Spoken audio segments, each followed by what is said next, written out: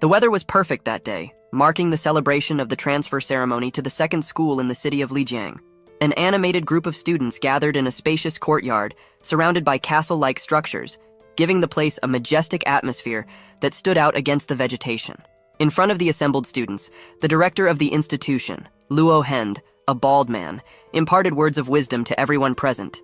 You have a single opportunity to shape your future destiny, so ponder carefully about your choices. He advised against being solely swayed by combat-related professions, emphasizing that careers in mechanics and summoning required considerable resources, something challenging for ordinary people. The impact of the speech left everyone present extremely excited and full of expectations. Some aspired to become berserkers, eager to awaken as true hunting machines, while others aimed to pursue the path of pharmacy. Among those present, a young woman expressed her thoughts, eliciting a reaction from a blue-haired boy who mockingly questioned, "Aha, is it true that you're afraid of dying?" Years ago, a revolutionary virtual reality game called Iteral was released. The unique experience and thrilling battles provided by the game led people to become increasingly addicted. However, one day, an intense green light broke through the skies, enveloping the entire city. The landscape was drastically transformed, with skeletal monsters flying through the still-tinted skies. The Earth's surface expanded enormously, giving rise to numerous dungeons and bringing with it a variety of monsters and alien races. Chaos descended upon the city, with the opening of multiple portals generating fear and widespread panic. Screams echoed as desperate people fled in all directions, trying to distance themselves as much as possible.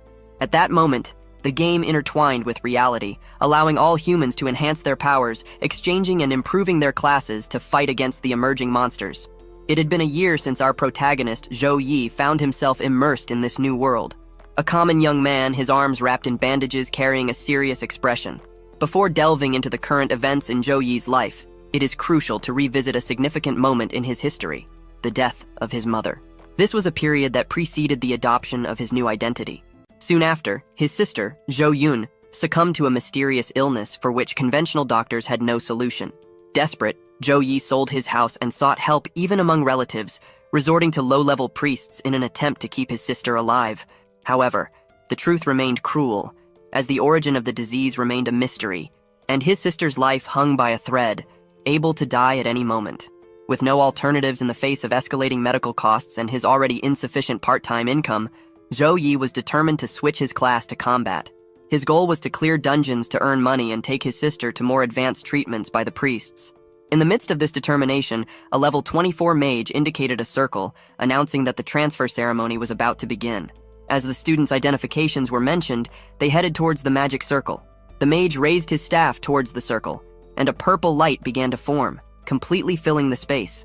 The activation of the circle caused an intense wave of energy that made many students shield themselves, placing their arms in front of their faces. It was just a brief demonstration of the power of a level 24 mage. The surprising revelation for Zhou Yi was that the mage class responsible for conducting transfer ceremonies could earn around 6 figures in money. Shortly after, Professor Li Xiangyang from Class 5, holding a stack of papers, announced the first name, Zheng Cheng. He was a red-haired boy standing next to Zhou Yi, who promptly raised his hands, responding, "Present." Moving to the center of the circle where the purple light emanated, a strong wind spun around him, capturing everyone's attention. Although there were thousands of classes available for exchange, in this ceremony, only 3 professions most suitable for each individual would be revealed. In this world where monsters were abundant and evil creatures wreaked havoc, combat professions were the most useful and respected, in contrast to support classes, whose status was considered lower. Zheng Cheng expressed his frustration as he prostrated himself on the ground, disappointed that only classes like Pharmacist, Enchanter, and Decomposer had appeared for him. Clenching his fists on the ground, he exclaimed, "My God, how unlucky!" According to the probabilities of previous years, some people still held hope of eventually switching to a combat class. Among the 3 options that appeared for him, Enchanter was considered the most promising. After several names were called, finally, number 31 was announced, Zhou Yu. He took a deep breath, his eyes reflecting not fear, but confidence. With determination, our protagonist headed towards the circle, remembering that academic performance and attributes were not decisive factors at this moment where equality prevailed. At this crucial moment in our protagonist's life, a man questioned Professor Lao Li about how many students from his class would move to the combat class. The answer was that only 16 would have this opportunity. The man then began to boast, mentioning that in his class there were 21 fighters, and all indicators were according to plan, provoking Lao Li's anger. However, something caught everyone's attention. Turning to the center of the circle, the man asked, "What's happening with the class monitor? Is he frozen?" The wind hovering over the circle began to envelop our protagonist, who remained with closed eyes. The breeze became more intense, even causing his shirt to sway rhythmically. Opening only one eye, Jo-yu noticed that his necklace was shining more brightly and had moved away from his body. Gradually, the glow became more vibrant, taking on a golden hue. From inside the necklace, a tangible light radiated through the surroundings, leaving Jo-yu surprised and questioning what it could be. The light emanated the energy of a system being created. Once the activation was complete, various notification screens appeared in front of Jo-yu, informing him that the upload was complete. The most robust professional auxiliary system had been activated, along with a S+ level talent and the protection of the divine angel. Jo-yu rubbed his eyes, unable to believe what he was witnessing. A system? He questioned himself, but upon opening his eyes, notifications requesting acceptance of the divine protection still remained before him. Is this a real system? He wondered to himself. He raised his hand and touched the screen, recalling that he had acquired this necklace at a street stall in his previous life and had always kept it with him. In the past, he had tried to activate it several times without success, leading him to believe that maybe it was just a kind of treasure. Incredulously, he realized that this was indeed a miracle. The system screen indicated a divine angel protection of S+ ranking, and his affinity with light had increased significantly. He concluded that the effects of all abilities, divinities, and light were doubled. In this world, talents range from F to S level, and the higher the level, the better the amplification effect. Remembering this, Jo-yu smiled with hope, as the 3 optional classes that appeared in the ceremony were directly related to talents. While our protagonist marveled at his new gift, exploring the screens of a newly created system for him, others watched, wondering why he remained standing there. Some even questioned if he didn't want to switch classes, although that seemed unlikely, as something like this had never happened before. Suddenly, before everyone, a golden light cut vertically through the sky, completely altering the atmosphere of the place. The sky, once blue and full of clouds, took on a rosy hue with some golden rain-laden clouds emerging above all, leaving everyone stunned. The director, perplexed, asked the mage beside him, "Is this a class transfer phenomenon?" To which he replied, "No, it's a vision of talent awakening." Descending from above was a divine being with 3 pairs of wings. As it descended, some feathers detached, falling all around, and the entity approached Jo-yu, who remained enchanted by the beauty of this creature. His fixed eyes sparkled in the face of such perfection, while his necklace responded to the brilliance of the moment. The divine being had long hair that reached the waist, a beautiful face, and, instead of eyes, a golden blindfold. Everyone was amazed by what was happening. It was indeed a divine entity, graceful and imposing, hovering over Jo-yu, saying, "The light is your belief and the source of your strength." She extended her hands, smiled, and continued to say, "With the support of faith, the sacred light will always protect you and burn away all evil." As she nearly touched Jo-yu, our protagonist's body lifted, raising his head still in awe, responding to the touch. The angel began to transform into light, dematerializing towards the touch on Jo-yu's face. Finally, only the outline of her wings remained marked on his forehead, which at this moment remained with closed eyes. Upon opening them, a strong energy penetrated his body. His eyes gleamed in shades of green and gold, and a 4-pointed star symbol appeared in the center of his forehead and eyes. The sweet voice of the angel still echoed, saying, "Yet, I will always be by your side." Next, the light enveloping our protagonist seemed to burn through his entire body.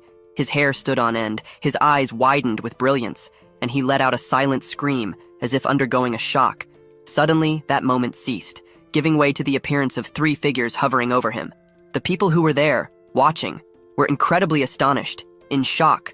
One of the students approached his teacher, questioning if gaining new talents during the class transfer ceremony was a matter of luck. Another, hands on his head, wondered if the divine angel's protection vow would be a new talent acquired by Jo-yi. However, the prevailing question was, what kind of classes are these?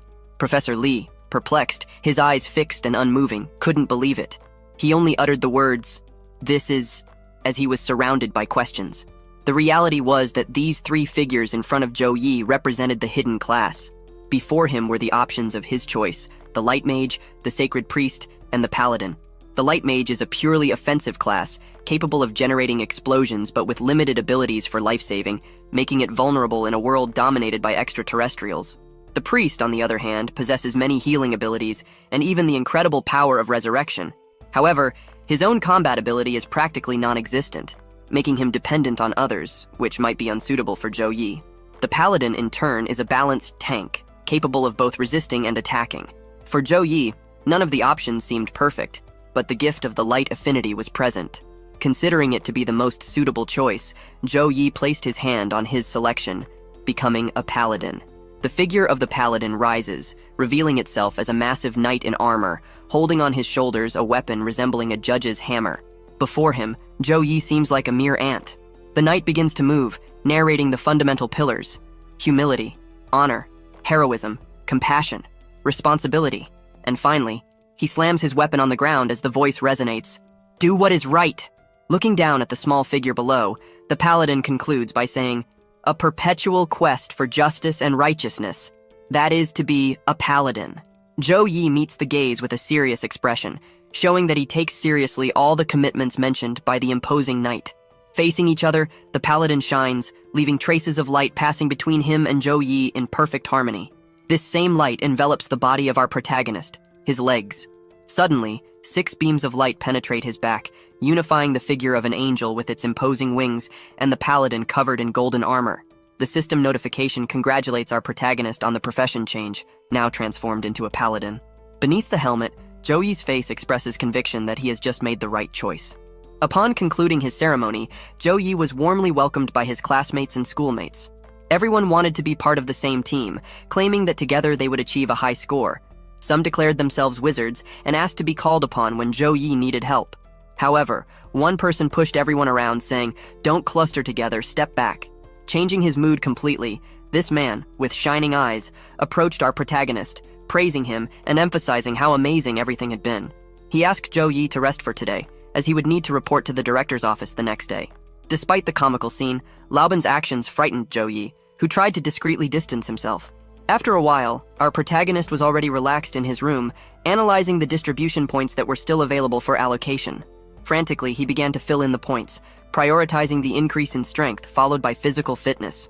Attacks with enough lethality to defeat monsters would be much more efficient. After completion, he had 26 points in strength, 20 in constitution, 18 in speed, and 16 in intelligence. Within moments, Zhou Yi could feel the energy bubbling through his entire body, a result of the changes in his attributes. As the energy enveloped his body, the sensation he experienced was refreshing. As a result of activating the points, the system also notified him of his first mission as a Paladin, consisting of a daily routine of one-on-one duels. Zhou Yi found it all interesting, and the rewards were great, so there was no reason not to accept. He clicked the confirmation button, and suddenly, a light began to envelop his finger. In an instant, he was engulfed in this light. The system was pairing with a random field compatible with his level. Once completed, a message appeared. "Kill the E-rank monster Gulabi." Zhou Yi was surprised by the rest of the message. "Please take this test seriously. If you die in the test, you will die in reality." Zhou Yi was already in a kind of mine, with no living soul around. He remembered from books that the Gulabi monsters lived in mines and, although not carnivorous, were still bloodthirsty and violent when they spotted humans. As he searched for these monsters, one of them appeared behind him, attempting to catch him by surprise. However, quickly, our protagonist noticed the failed attempt, emphasizing how they were dumb. They were monsters with impactful attacks, sharp claws capable of easily cutting through minerals. In the same instant, Zhou Yi skillfully dodged this onslaught. Excited to be facing a monster for the first time, he wanted to test himself, to see if he could defeat them without using any skills. Zhou Yi prepared for a leap and, propelling himself, landed a bit farther from the creature. Realizing that his body had become more flexible, and his jumping ability had also improved, a result of the increased points in the 4 attributes. He got up, turned to face the Gulabi that was already charging at him. The monster tried to hit him again with its sharp claws. However, Zhou Yi managed to dodge. And not just once, but every time he achieved the same result. Our confident protagonist boasted as the Gulabis were slow, and with that, he could see the entire trajectory of their movements. However, what he did not expect was for the creature to use its sharp tail to come at him and hit him head-on. He ended up being thrown against the wall. Zhou Yi, surprised to see a huge hole in his stomach and the vast amount of blood gushing from it, froze, unable to take any action. Automatically, the golden energy began to emanate from him, and he, weakened, had to drastically support his hand and knee on the ground, still dripping a lot of blood. Seeing our protagonist fallen and weakened, the Gulabis now appeared as an imposing creature. Zhou Yi, putting his hand on the wound, saw a golden light emanate from it and said to himself, monsters don't care how much you trained in school. He applied a level 1 self-healing, which would take about 30 seconds, restoring a certain amount of health to 2 teammates within a certain distance. Zhou Yi stood up, his wound healed, affirming that he could not be underestimated by a low-level monster. The Gulabis focused, threatening him again with its claws, but this time, it was our protagonist's turn to counter-attack. Zhou Yi positioned his 2 hands in front, and a light appeared. In a cross shape, it was directed towards the creature as his hands turned backward. Everything lit up, and this ability was called Pure White Blade, Level 1, Rank C. After the strike, the attack would inflict magical damage. He propelled himself again, activating the Level 4 Tiger attack. It involved grabbing an enemy and running forward for a certain distance before throwing them. While running, he could deal damage with multiple attacks along the way. His charge was so violent that several debris fell in his wake. He advanced toward the creature and pushed it against the wall, causing damage. Zhou Yi clenched his fists, which were already surrounded by golden light, and said, "Let's go, my dear."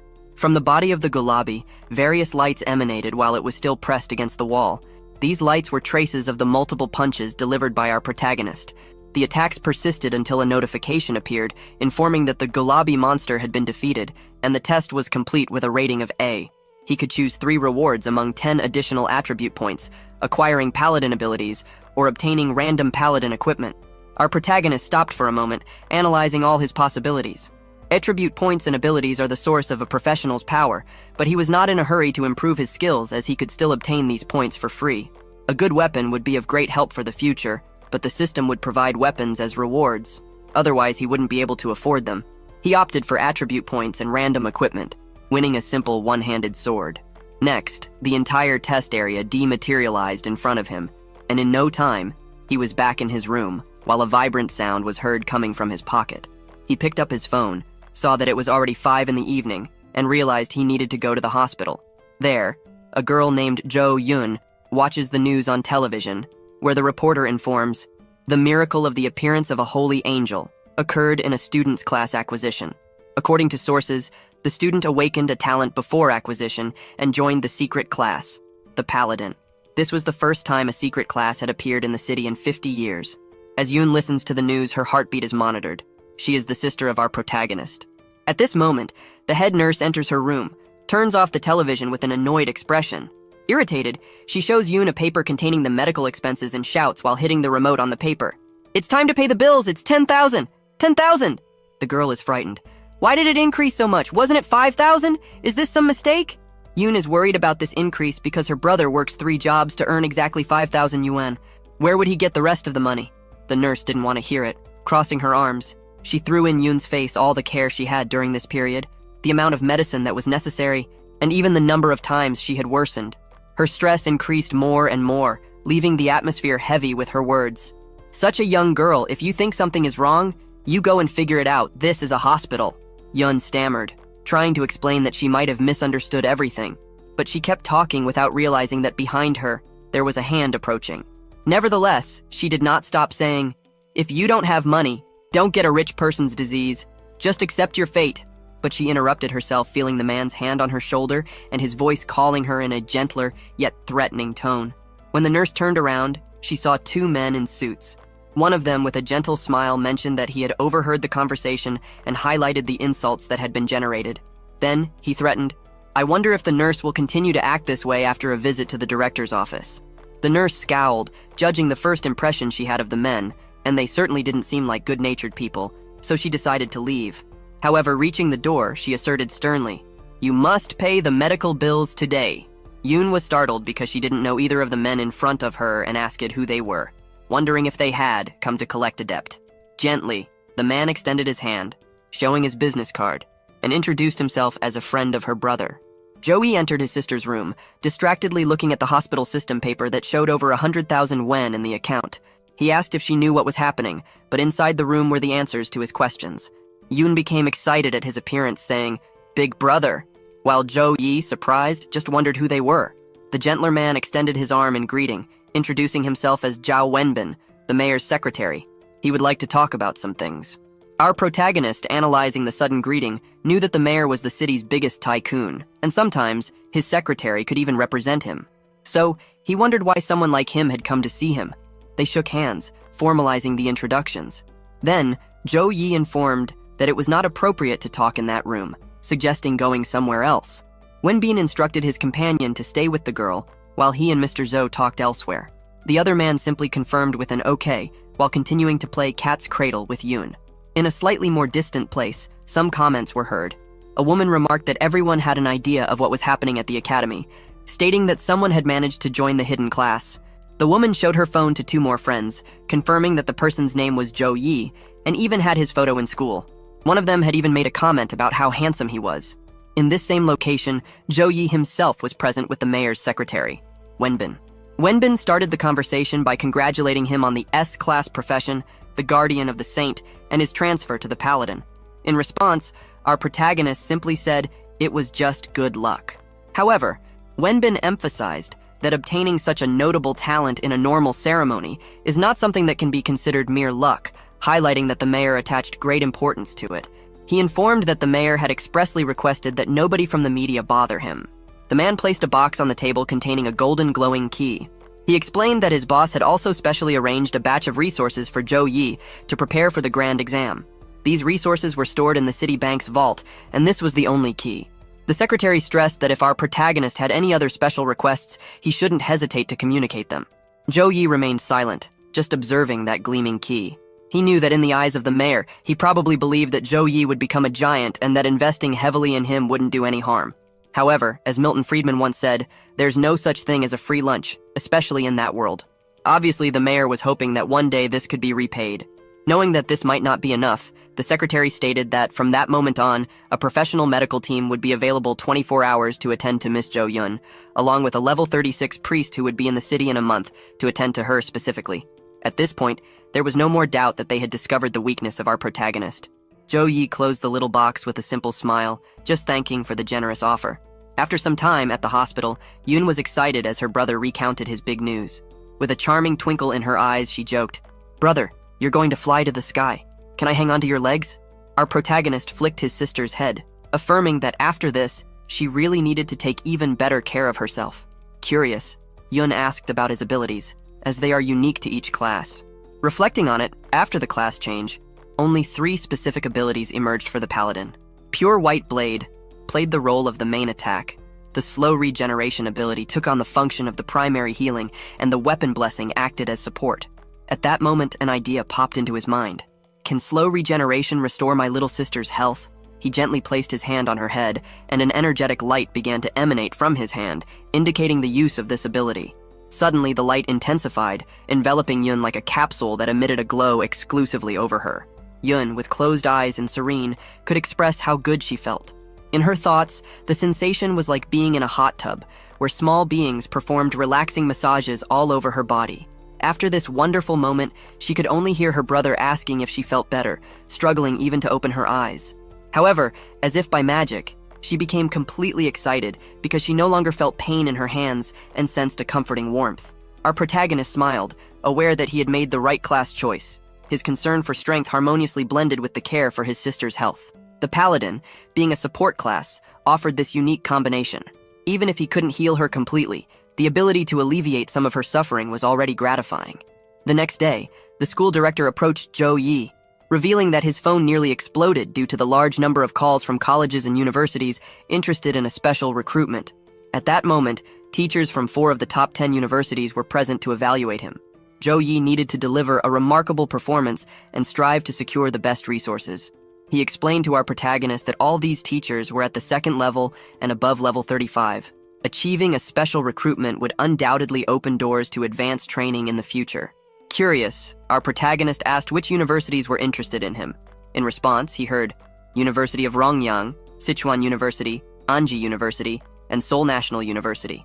However, Zhou Yi showed surprise, asking about the absence of the top 3. Luo Hend explained that these institutions relied solely on entrance exam results, regardless of talent or class, and did not promote special recruitments. Upon reaching the destination behind the door, various conversations centered around fighter jets and their characteristics could be heard. The discussion was interrupted when the director opened the door, accompanied by our protagonist. In the room were the teachers mentioned by Luo Hend. Cordially, the director introduced them. Dear admissions office professors, the top student, Zhou Yi, is here. At that moment, the director introduced each of the present teachers, starting with Zhao Tianfu from Rongyan University, followed by Li Bing from Sichuan University. Professor Zhu Yu represented Seoul National University, and finally, Professor Yu Yuan from Anji University. Zhou Yi bowed in greeting to all the teachers, displaying his polite nature, and this attitude pleased everyone, as it did not allow arrogance to take over, even after achieving a hidden class. Once the greetings ceased, Professor Tianfu got straight to the point, asking for permission to discuss the conditions of his university, which was not well received by Li Bing. Nevertheless, Tianfu continued, If you choose our university, you will receive 2 million yuans and 3 exclusive Paladin skill books. This offer impressed Zhou Yi, considering that an average family has a monthly income of 6,000 yuans, and Rongyan University was offering 2 million. Moreover, the Paladin skill books were resources to which ordinary people did not have access. Not even the mayor offered benefits like these. However, the offers didn't stop there. Li Bing presented an even more generous proposal, offering 3 million for admission to Sichuan University, along with 3 class skill books per year, 3 transfers at level 56, and most importantly, a dedicated paladin who would personally instruct him. This surprised both the director and Zhou Yi himself. Level 56 individuals were the closest to the top of the world, and if our protagonist became their student, his future could truly be limitless. Everyone seemed astonished, but a red-haired woman seemed quite calm, saying, Boys, this is just child's play. We need more sincerity.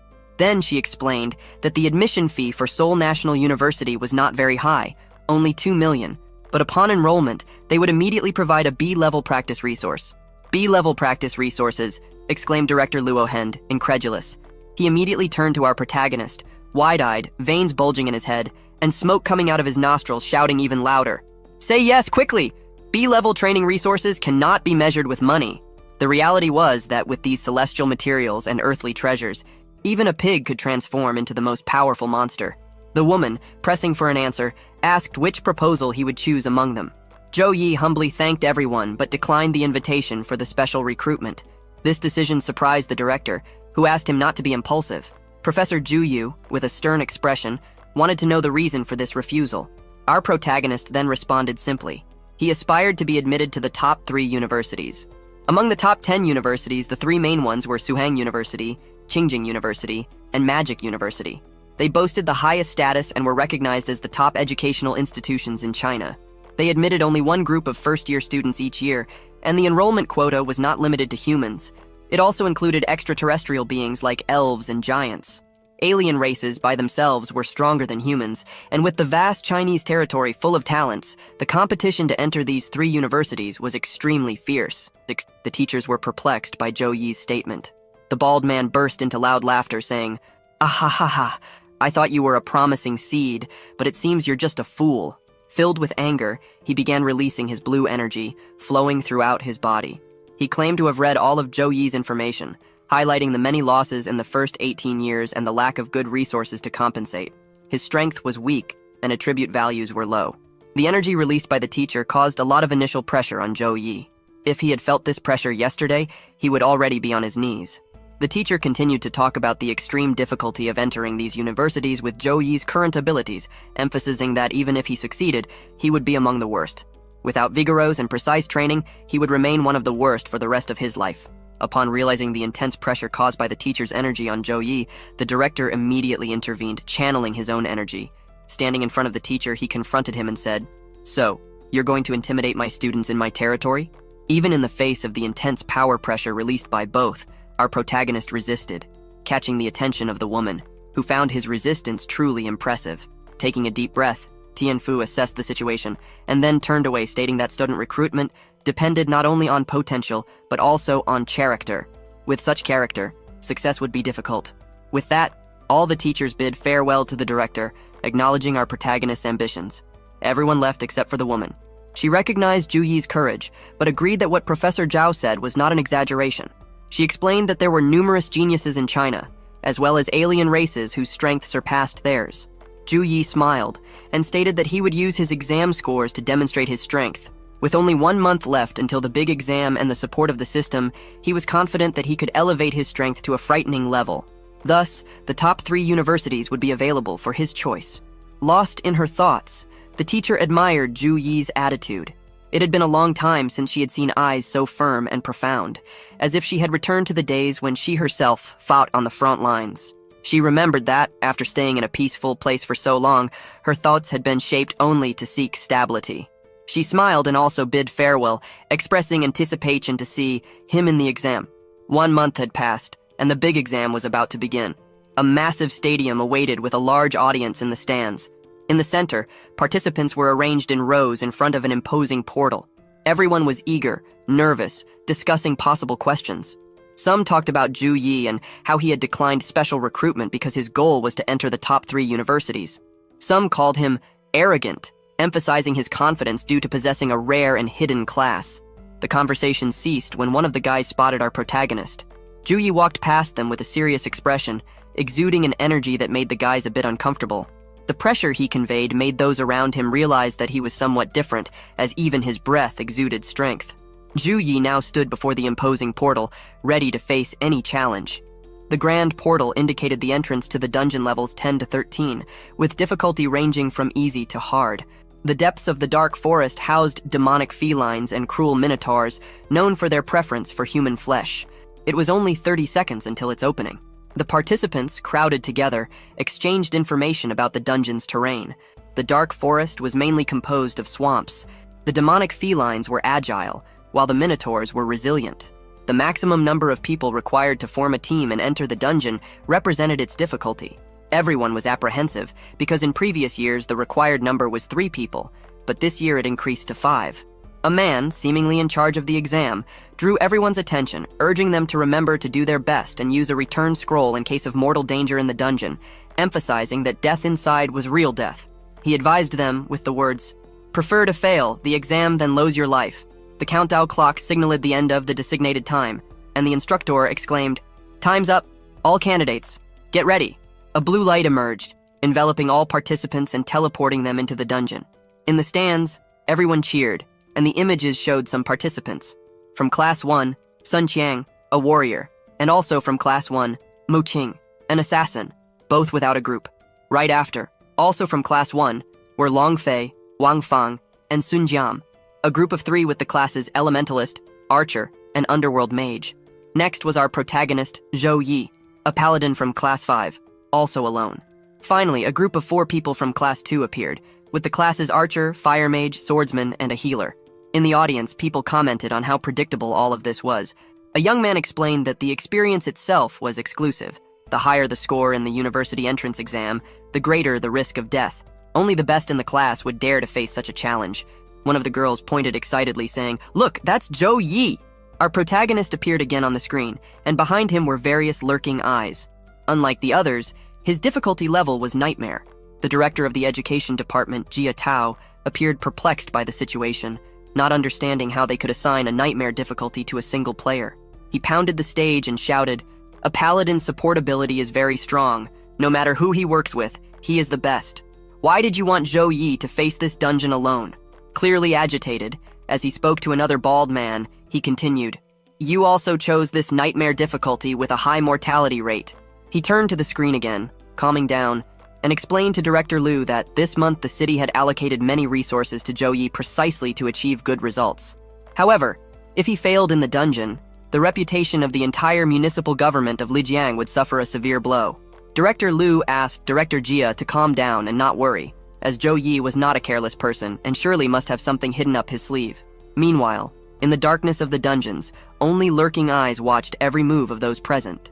A shadow passed at high speed, barely identifiable, but the moment was alert. Zhou Yi took out his Justice Cleaver, radiating a golden glow, and prepared for a possible attack. Suddenly, a huge pink creature with sharp teeth and claws came to welcome him. The monster tried to grab him, grunting loudly, but Zhou Yi was already waiting and shouted, "Die!" A strong light emanated, a golden glow like the sun, as Zhou Yi used his skill single-blade axe and struck a blow at the formidable creature. Zhou Yi stared at the blood spraying around and remembered that a month had passed since he was still at level 10. The average attribute value had already reached an abnormal 47 points, equivalent to a level 13 professional. Standing there in front of two pieces of the monster, he knew he could be among the top candidates in the entire Suzhou and Hangzhou province. Two monsters still observed Zhou Yi from behind a tree, and confidently our protagonist said, "If you don't come, I'll attack myself." He activated the skill blessing of the weapon, now at level 4. His body glowed, his eyes were already golden, shining along with the mark on his forehead. He positioned his sword full of energy and cut another creature in half, leaving only traces of golden light. Under the effect of the S+ talent from the Angelic Saint's protection, the Paladin's exclusive skill, Blessing of the Weapons, was also enhanced, and the strength of the single-blade axe increased by an additional 21. Zhou Yi continued to fight against all the monsters that appeared before him, leaving trails and explosions of yellow energy. Immersed in his thoughts during the battle, he knew that if other students discovered this powerful increase, they could feel a lot of envy. Despite everything, the exam dungeon was limited to weapons classified as 3-star bronze or lower, and the enhanced single-blade axe in his hands was a 5-star bronze quality weapon. In the grand exam, where each attribute was valuable, this was enough to create a significant gap between him and the other students. Surrounded on all sides by monsters, Zhou Yi summoned the pure white blade. He then crossed his hands, forming a cross, and shot several blades in all directions where the creatures were. Everyone who witnessed that moment vibrated with excitement. The pure white blade, boosted to level 5, had considerable light attribute damage, and with the reinforcement of the Angelic Saint's protection, Zhou Yi could instantly eliminate low-level monsters. Holding the hand of one of the monsters, he amplified his energy and shot it at one of the creatures still standing. The blow hit the middle of the monster, causing its imminent defeat. Everyone watching was completely amazed by the actions of our protagonist. They said, "This is insane. It's simply overwhelming." While others commented, "This Zhou Yi is very powerful." The vibrations didn't stop there. Someone said, "I saw that simple axe in the shopping center. It's very heavy, but Zhou Yi uses it as if it were a toy." Some wondered if he had invested his points in strength, and in response, a cross-armed and grumpy-faced man mentioned the speed comparison between the demonic feline and our protagonist. Not only the speed, but even his axe was extremely fast and powerful. So, the free points, like wisdom, definitely weren't low. The angle of the axe, the attack distance, and the intensity were very well controlled. The reality was that Zhou Yi was simply a combat genius. Our protagonist was being observed and analyzed by various people. One of the teachers observed another colleague who was intensely analyzing that battle and thought, "How did someone so talented end up in Class 5? While another man, with a more severe expression, affirmed that this student, Zhou Yi, really had a strong sense of combat. However, what he did was reckless. The first wave of felines was a waste of energy. In the Nightmare difficulty dungeon, demons not only have great strength but also a large quantity. At this moment, Zhou Yi was surrounded, and there were various monsters on all sides. Seeing this situation, the man completed his analysis. Not even the best mage could falter due to magical power exhaustion. The weight of the axe itself is a huge burden for a professional. He might not feel it when cutting once or twice, but if he cuts hundreds of times in a row, he won't have the strength to lift the axe, and eventually, he'll be torn apart by the demonic felines. The demonic felines were everywhere, eager for the human flesh that Zhou Yi represented. Jumping toward our protagonist, Zhou Yi focused only, knowing that the next wave of felines was coming, and there might not be time to breathe. There should be at least 100 demonic felines in the area. The question on everyone's mind in that tense moment was, could Zhou Yi escape from this? With all those felines coming his way, hungry and thirsty, Zhou Yi had his attack ready, and, with his axe, left only the trail of energy in the air, cutting the felines closest to him. Again, he positioned himself, joined his two hands to form the cross of his skill, and shot while leaping in the air, aiming to hit those fearsome creatures. As he descended to the ground, Zhou Yi quickly spun his weapon, turning it into a spinning lance that cut any monster that dared to approach. He struck his final blow on a monster trying to reach him. Slowly, the lance aimed at the head of that creature, and with just one touch, the last monster fell, leaving Zhou Yi standing in front of that terrain now surrounded by dead monsters. Suddenly, in front of him, a blue circle opened, catching the attention of our protagonist, and expanded until it became a complete portal. This portal was the entrance to the next level. Confidently, Zhou Yi put his weapon on his shoulder, walked towards the portal, and passed through it. On the other side, dozens of creatures were already waiting for him, all hungry for human flesh, ready to make Zhou Yi their afternoon snack. In the live broadcast on Kwaikan, the presenter gestured toward the large screen, displaying images of the participants' feats. He referred to himself as the favorite host, narrating to his audience, What we are witnessing now is excellence incarnate, the most outstanding and popular student from the Second Academy, holder of the rare Class S talent, and the brilliant champion in the Great Challenge, our esteemed Zhou Yi. The presenter brimmed with enthusiasm. His face lit up as he pointed to the timer, exclaiming, "He conquered the first level of the Nightmare Dungeon in an incredible time, just 3 minutes and 17 seconds. Folks, this is absolutely extraordinary." As the young man pointed out that this surpassed the record of the previous year's favorite, the cameraman gently asked him not to block the lens, sensing the tension in the situation. In the audience, a spectator commented on our protagonist's frenetic movements, noting that he seemed a bit exhausted towards the end. This prompted a question about how many physical points Joe had. Quickly, a young woman in the audience enthusiastically responded, explaining that Director Jia had warned about the risk of depleting his energy during the initial encounter with the monsters, but she still expressed some skepticism regarding the director's words upon seeing the young man on the screen. Master Lee then intervened in the conversation, emphasizing the importance of carefully analyzing the exam, suggesting that Director Jia's words might not be entirely trustworthy. The girl noticed Master Lee's disguised smile, questioning his true happiness in the moment. Despite Lee crossing his arms and telling her not to talk nonsense, he soon placed his hands on his own cheeks, reflecting to himself, "Is the smile on my face that obvious?" The narrator continues to comment on our protagonist, who was already facing a variety of monsters after passing through the Door of Light. The monsters awaiting him had different levels and classifications, each with diverse abilities. Joey began to analyze his situation, noticing the presence of fluorescent feline demons acting as priests, fiery feline demons playing the role of mages, and dark feline demons steeped in curse. Additionally, there was a silver minotaur capable of inflicting extremely high damage, making the combination of their attacks even more dangerous. If in the first level of the dungeon, Zhou Yi faced individual adversaries, now, in the second level, he would confront a well-trained army, thus increasing the threat of death 100-fold. Suddenly, all those creatures unleashed a deafening roar, filling the dungeon with thunderous and terrifying sounds, especially as they displayed their mouths full of sharp teeth. In no time, the creatures began to advance towards our protagonist, some attacking directly while others stayed in the rear, preparing long-range abilities. However, what surprised Jui was when he realized a dark figure enveloping his hand, soon spreading throughout his entire body, leaving him completely immobilized. He had been cursed by the feline demon, trapped in that place as the monsters drew closer and closer. The curse began to tighten around his neck, but Joey showed no signs of apprehension. On the contrary, his gaze brimmed with confidence as he proclaimed, "The warrior advances, the priest grants protection, and the mage assists with spells. Cooperation is crucial to the strategy." In the audience, everyone was nervous about what could happen, some even trying to disguise their tense expressions. When one of the feline demons attempted to attack Zhou Yi with its claws, our protagonist invoked the power of his necklace, causing it to glow intensely. Within seconds, this glow intensified, enveloping him completely as he uttered the words, "Cross of Sacred Light."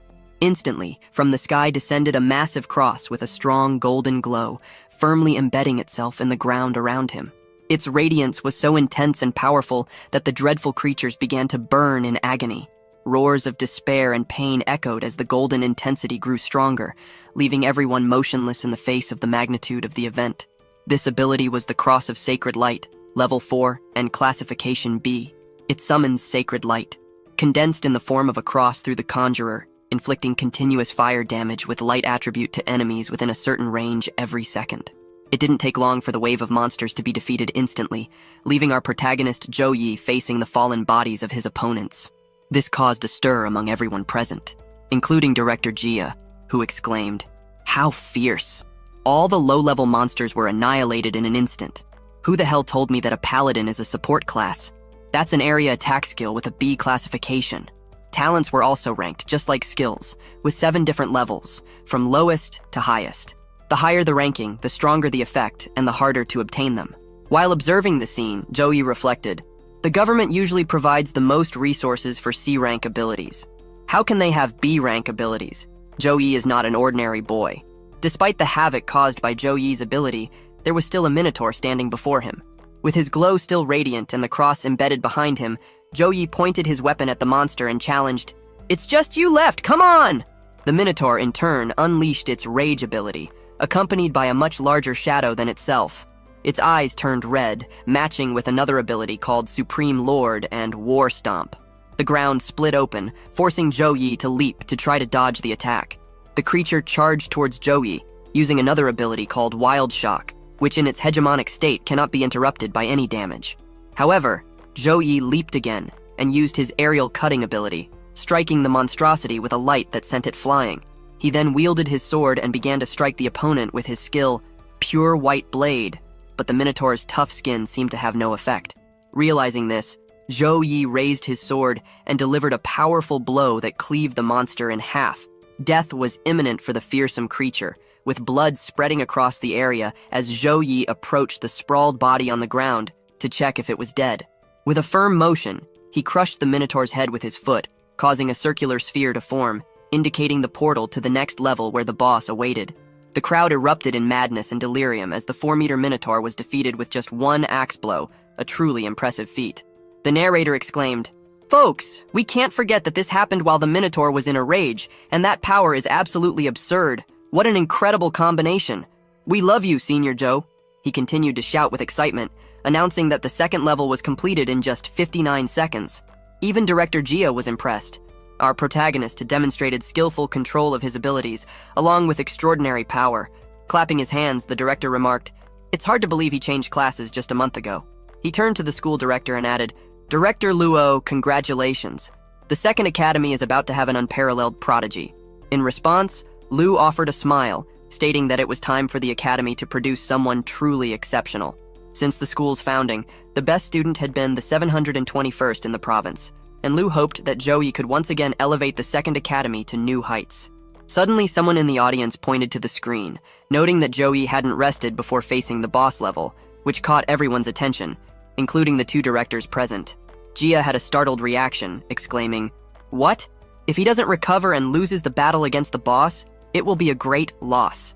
Lu tried to calm him down, suggesting that Zhou Yi had his reasons and that everyone should just wait patiently. In the provinces of Suzhou and Hangzhou, known for their large population and abundance of talent, the top students often choose to face challenges in solo mode, on nightmare difficulty when they aim to reach the top 100 in the province. To become a provincial champion, they seek to overcome levels in the shortest time possible, facing the same difficulty.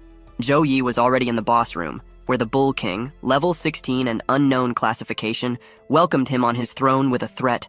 "Human, for daring to set foot in my palace, prepare to die." The boss rose, wielding an axe, roaring loudly and ready to end our protagonist. Before him, Zhou Yi seemed as insignificant as an ant. Zhou Yi prepared to face the Bull King, utilizing his abilities of Dawn Blessing, Gift of Courage, and Divine Gift, and finally, the Gift of Protection, thus completing the Enhancement Blessing. The Bull King stared at him for a moment, and suddenly, our protagonist was fully equipped with his gleaming armor in its primal form, declaring, "Horned One, I'm right here." Both advanced towards each other for the long-awaited confrontation.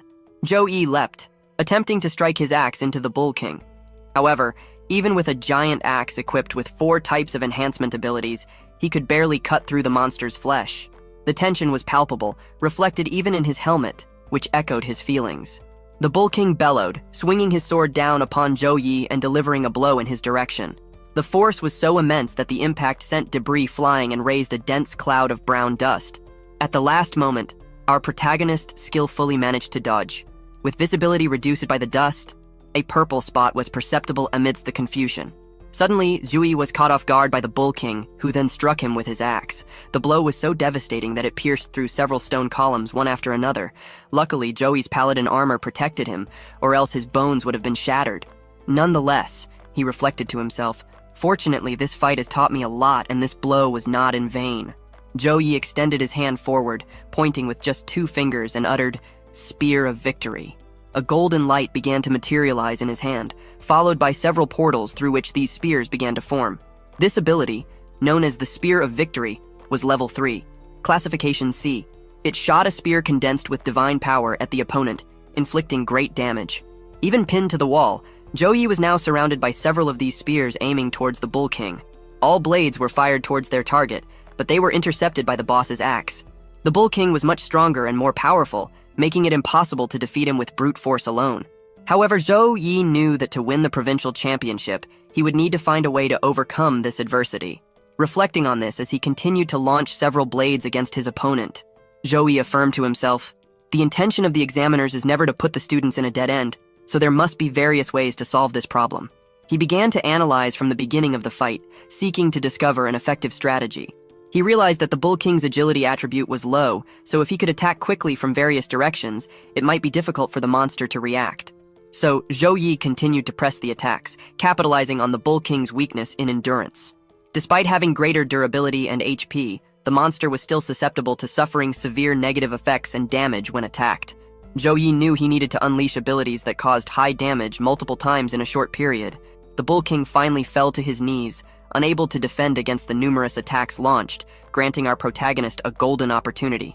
Once again, Zhou Yi fired the blades towards the monster, causing a burst of light as he received a notification that his magical power was at its limit and needed recharge time.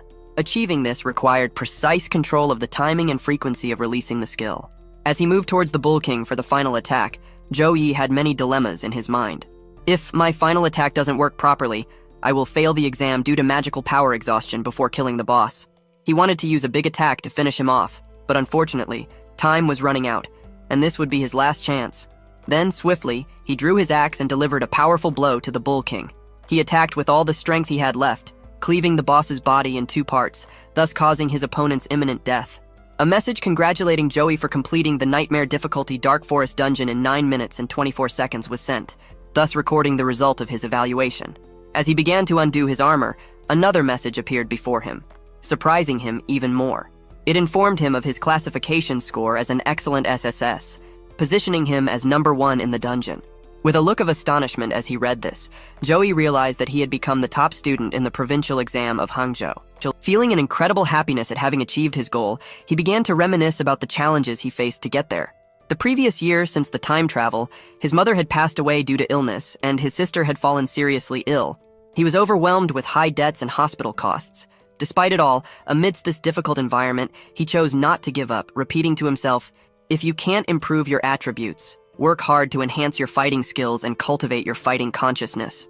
The appearance of the system was just a turning point in his life. His destiny was still guided by his own hands. It merely gave him the opportunity to work harder than others, making him unwavering in his heart. Completely undoing his armor, Zoe prepared to cross the portal that had opened again, ready to return. As a reward for his achievement, he had gained 5,212 experience points, along with 20 free attributes and 20 skill points. He ascended 3 levels, reaching level 13. He received an equipment called the Belt of Intense Forest, which provided him with 10 physical attribute points and 7 more in strength, along with life recovery effects and physical and magical recovery speed. Additionally, he obtained the Forest Ring, which increased his agility by 8 points and wisdom by 10, also offering life recovery, resistance speed, and magical recovery. Among other items, he also received 10 wild strawberries, which restored his magical power when ingested, and a bull card, classified as gold, an enchanting material that increased the team's power by 20 points after successfully being used. Upon returning to the exam site, he was greeted with warm applause and a hearty reception. Some hailed him as a Paladin god, while others expressed their love for him. His name echoed throughout the crowd, leaving him completely amazed by the wildly cheering audience. The directors of the Academy and Education welcomed him with smiles on their faces, acknowledging that completing a nightmare-level dungeon in just 10 minutes was an honor unseen for decades. They stated to Zhou Yi, "With our years of experience in university admission exams, Zhou Yi could be the best student in Suzhou and Hangzhou. He has a bright future ahead." Zhou Yi was profoundly grateful for these words. After his participation concluded, a fast car swiftly appeared on the scene, leaving everyone in the audience perplexed about its identity and the reason for being there. They soon realized with astonishment that it was a magical item called S-400, capable of entering flight mode. This item was handed over to Director Jia, who informed Zhou Yi that the results would be available in 3 days, and that he would receive an immediate notification when the time came. Director Luo emphasized the need for Zhou Yi to rest, and directed him to use the item. Zhou Yi was taken to the hospital, and as he walked through the corridors, he remembered the last conversation. Zhao Wenbin had quickly fulfilled his promise, transferring Yun to a more luxurious medical room and ensuring a professional team to oversee her condition 24 hours a day. Upon arriving at the hospital, Zhou Yi was approached by a nurse who was with him in the elevator. She smiled in greeting as he mentioned he was there to share good news with his sister. The nurse had heard that he had taken the exams that day, and from his happy expression, she presumed he had done well. As they reached her floor, a light breeze entered the elevator, suddenly turning into a strange chill. This was felt by both the nurse and Zhou Yi. The The protagonist noticed ice forming as they reached the 26th floor, and upon opening the door, everything was covered in ice, leaving the nurse frightened and confused while Zhou Yi was completely intrigued. Ahead of them, all the people were completely frozen and Zhou Yi could only think of one thing: his sister. Without hesitation, he ran towards her room, unable to see anything else in front of him, while the nurse reached out her arm and shouted for him to wait. However, she too ended up being frozen by the strange phenomenon. Upon reaching the room, Zhou Yi panicked, shouting her name, but he was incredulous to see a spiritual ice dragon circling around his sister, who was lying on the bed writhing in pain while a healer tried to contain her. With an immediate reaction, Zhou Yi prepares to attack, unable to bear seeing his sister in such danger. However, he is stopped by the healer who immediately shouted, "Xiao Yi, stop! Do not attack!" The priestess creates a greenish magical circle, but her hands seem to be starting to freeze as well. The only thing our protagonist could do was to contain his anger as he clenched his fists and watched the imposing dragon spirits circling the room. The trail left by the dragon froze the entire environment, and Zhou Yi approached as he talked with the priestess, who explained, "If you attack it rashly, it's likely that Yun's heart will break." Driven by curiosity, Zhou Yi asks why there would be a dragon there, and the woman begins to recount what had happened.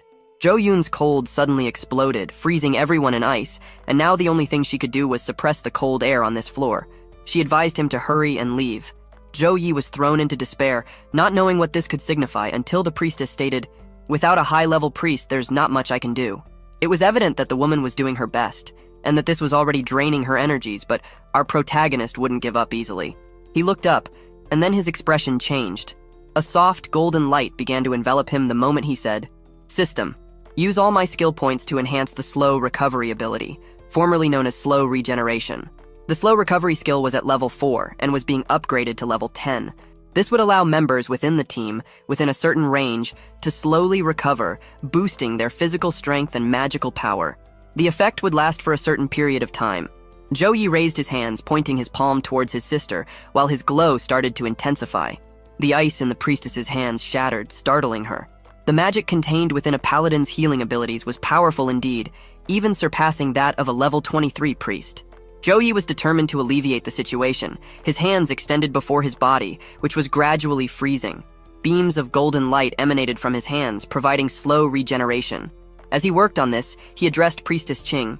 "I will take care of things here. Tell the secretary to bring a high-level priest."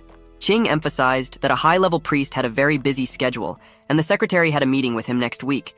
Even if he could hurry, it might be too late. But our protagonist didn't want to hear any of it.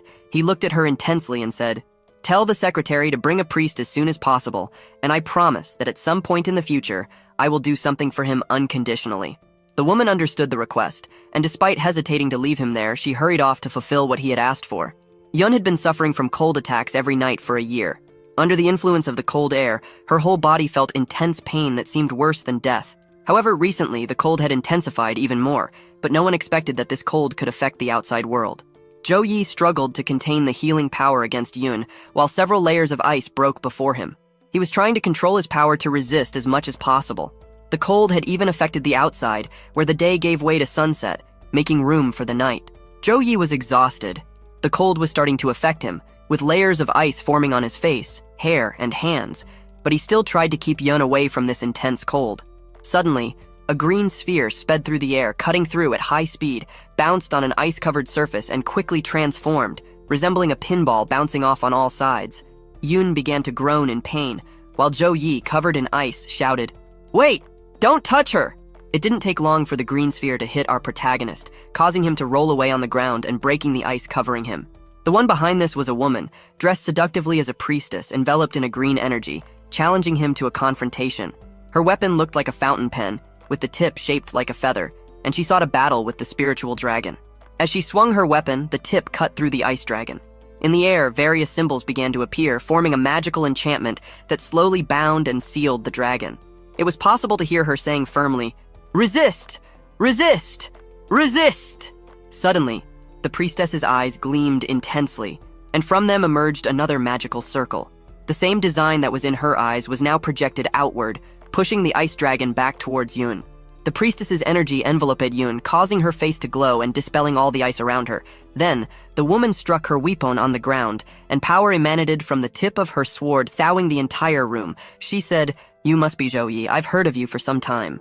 The waves of power gradually thawed everyone who was frozen in the corridors, and when everything calmed down, the woman turned to Zhou Yi and introduced herself. I'm Kui Liana, a second-class priestess at level 35 from the city of Qingyun. She explained that Director Jia had specifically requested her to urgently treat his sister. However, her mind was filled with thoughts. Firstly, she wouldn't have broken the rules if Director Jia hadn't mentioned that he was the provincial champion, but she also noticed that Zhou Yi had endured the cold for so long that she believed the director wasn't really trying to deceive her. Worried, Zhou Yi questioned Kuei about his sister's illness and whether there was a possibility of a cure. The priestess explained, "The cold air condenses into a form. This is the sign of lineage awakening." Upon hearing this, Zhou Yi exclaimed, "Lineage awakening?" With the arrival of the eternal game, many players opted for alien races such as elves, giants, and demons. With the fusion of the game with reality, players of other races also developed their own lineage traits. For example, humans with elven blood began to have emerald green eyes and slightly larger ears. Similarly, humans with giant blood could reach heights of 3 to 4 meters. Over the past 200 years, there have been marriages between players of foreign races and humans, resulting in the gradual dilution of their traits. However, one exception persisted: the awakening of lineage. The priestess explained that with the awakening of an alien lineage, blessings and curses are inherently linked. Successfully mastering the power of an alien race can facilitate learning and skill improvement, requiring less effort. However, failure can result in severe consequences, from paralysis to instant death. Zhou Yi's sister suffered from the cold due to the fragility of her body in the face of the power of her lineage. As he watched his debilitated sister, the priestess revealed, "It seems that your lineage is rare and related to ice. To acquire this lineage, it would be necessary to alter your constitution." She mentioned that only a celestial treasure called the Freezing Lotus could make this alteration, but it was extremely rare, last seen 30 years ago at an auction where it was bought by a mysterious individual for a high price. Before departing, the priestess warned that within 3 months, the suppression of cold in Zhou Yi's sister's body would cease to be effective, resulting in catastrophic consequences. She offered 2 options: to use the Great Seal to seal the alien lineage, or to seek the Freezing Lotus. Zhou Yi, now calmer, sat near his sister's bed, reflecting on the priestess's words. He pondered to himself, but the price would be, in the future, no longer being able to level up. 5 days passed, and Zhou Yi continued his relentless training. His athletic figure drew the attention of all the girls around him.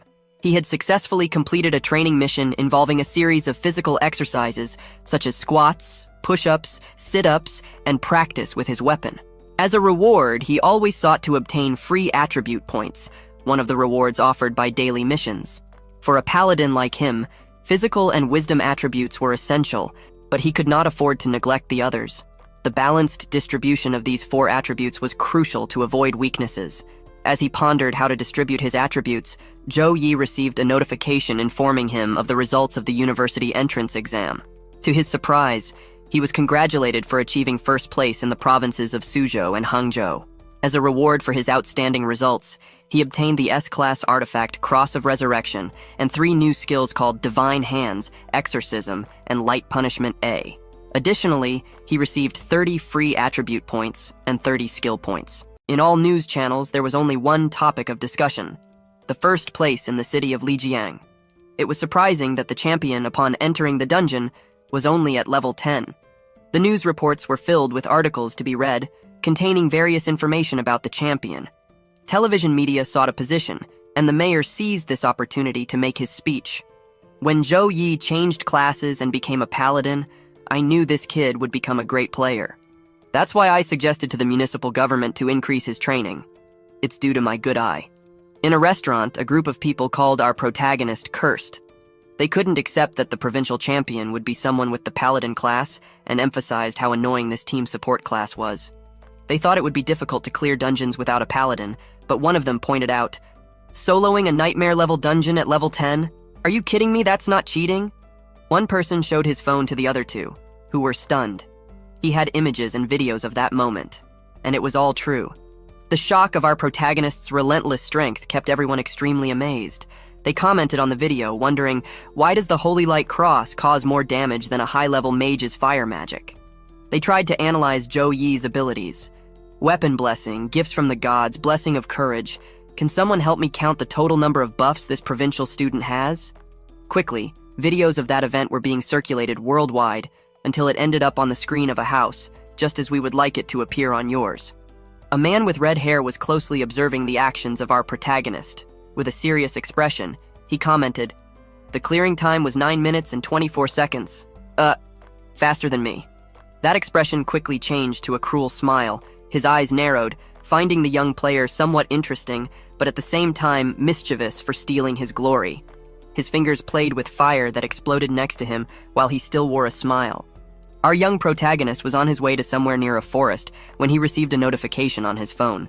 The municipal government had transferred 5 million. Boy, what a wealthy municipality.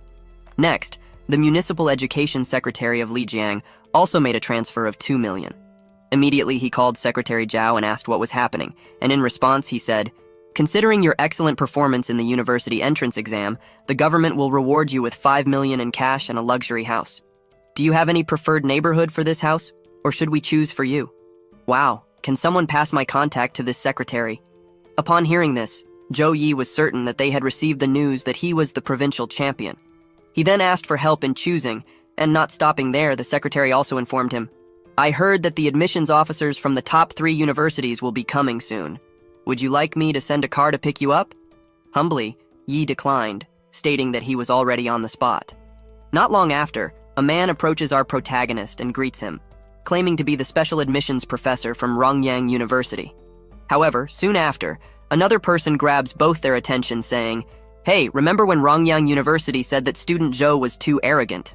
This man descends the stairs of a helicopter, emphasizing that the university had also reprimanded his colleague, Zhou Yi, for not knowing how high the ski is, and questioning why he is there again. The Rongyang professor tries to justify himself amid the strong wind at the location, saying, "What I mean is that Zhao Tianfu ignored Rongyang University, was dismissed from his position, and expelled from the institution. If you're willing to come to our university, we're willing to pay 4 million. But folks, what are 4 million when he has already received 7? The man jumps from the stairs and lands on the ground, stating that no matter what conditions Rongyang University is willing to offer, he, representing the Magic University, is willing to offer double the amount. He then declares, "Zhou Yi, we're ready to go. It's better to return as soon as possible." Before the protagonist could react, a woman appears out of nowhere, leaving him completely surprised and gracefully says, "I want you." She quickly grabs him and flies away with him. She has long angelic wings, and as they soar through the sky, she asks, "Have you ever considered Jinkyo University?" Whispering in his ear, she asserts, "Student Zhou, we, and no one else, have enough resources for your development. During the 4 years in college, we will provide class practice resources for each academic year." As they were being carried higher, both ended up hitting their heads on some kind of magical circle, causing them to come to a stop in midair. The woman responsible for this claimed that in this competition for first place, it involved resources, qualifications, and reputation, and that Jingjing University could offer the same things as this angel did. With hands on her waist, she questioned fervently, "What's the point of simply kidnapping someone? If you don't come down, don't blame me for being rude." This statement was supported by another man who agreed, saying, "The truth may be bitter, but it's better to face it head-on." Excitedly, the man points his finger and says, "Yai, our Magic University not only offers class resources every year, but also a complete set of gold-level equipment for each academic year." Zhou Yi and the pink-haired woman landed on the ground, and she, amiably, justified herself. "I'm not kidnapping anyone, just want to have a polite and friendly conversation with the student, albeit privately." She then asked him to make his choice. The woman who had created the magical circle to prevent the kidnapping introduced herself as Su Mayer, the admissions professor at Suhang University, and stated that she believes strength is king. She emphasized that whenever someone manages to enter the local and celestial rankings of the university, they can obtain resources and even S-class resources, not to mention A-class ones. Furthermore, the university has consistently held the first place in the freshman student exchange competition for the past 4 years, demonstrating Suhang University's ability to cultivate students as one of the best. After this presentation, the two women began discussing game data, while the man expressed that he was already getting a headache from the conversation. Yi pondered over everything. The special recruitment packages offered by the 3 universities were similar, and he would have a bright future choosing any of them. His goal was to acquire greater practical abilities at the university, and thus he already knew which one was most suitable for him. He spoke up, saying, I choose and everyone tensed up, anxiously awaiting his response.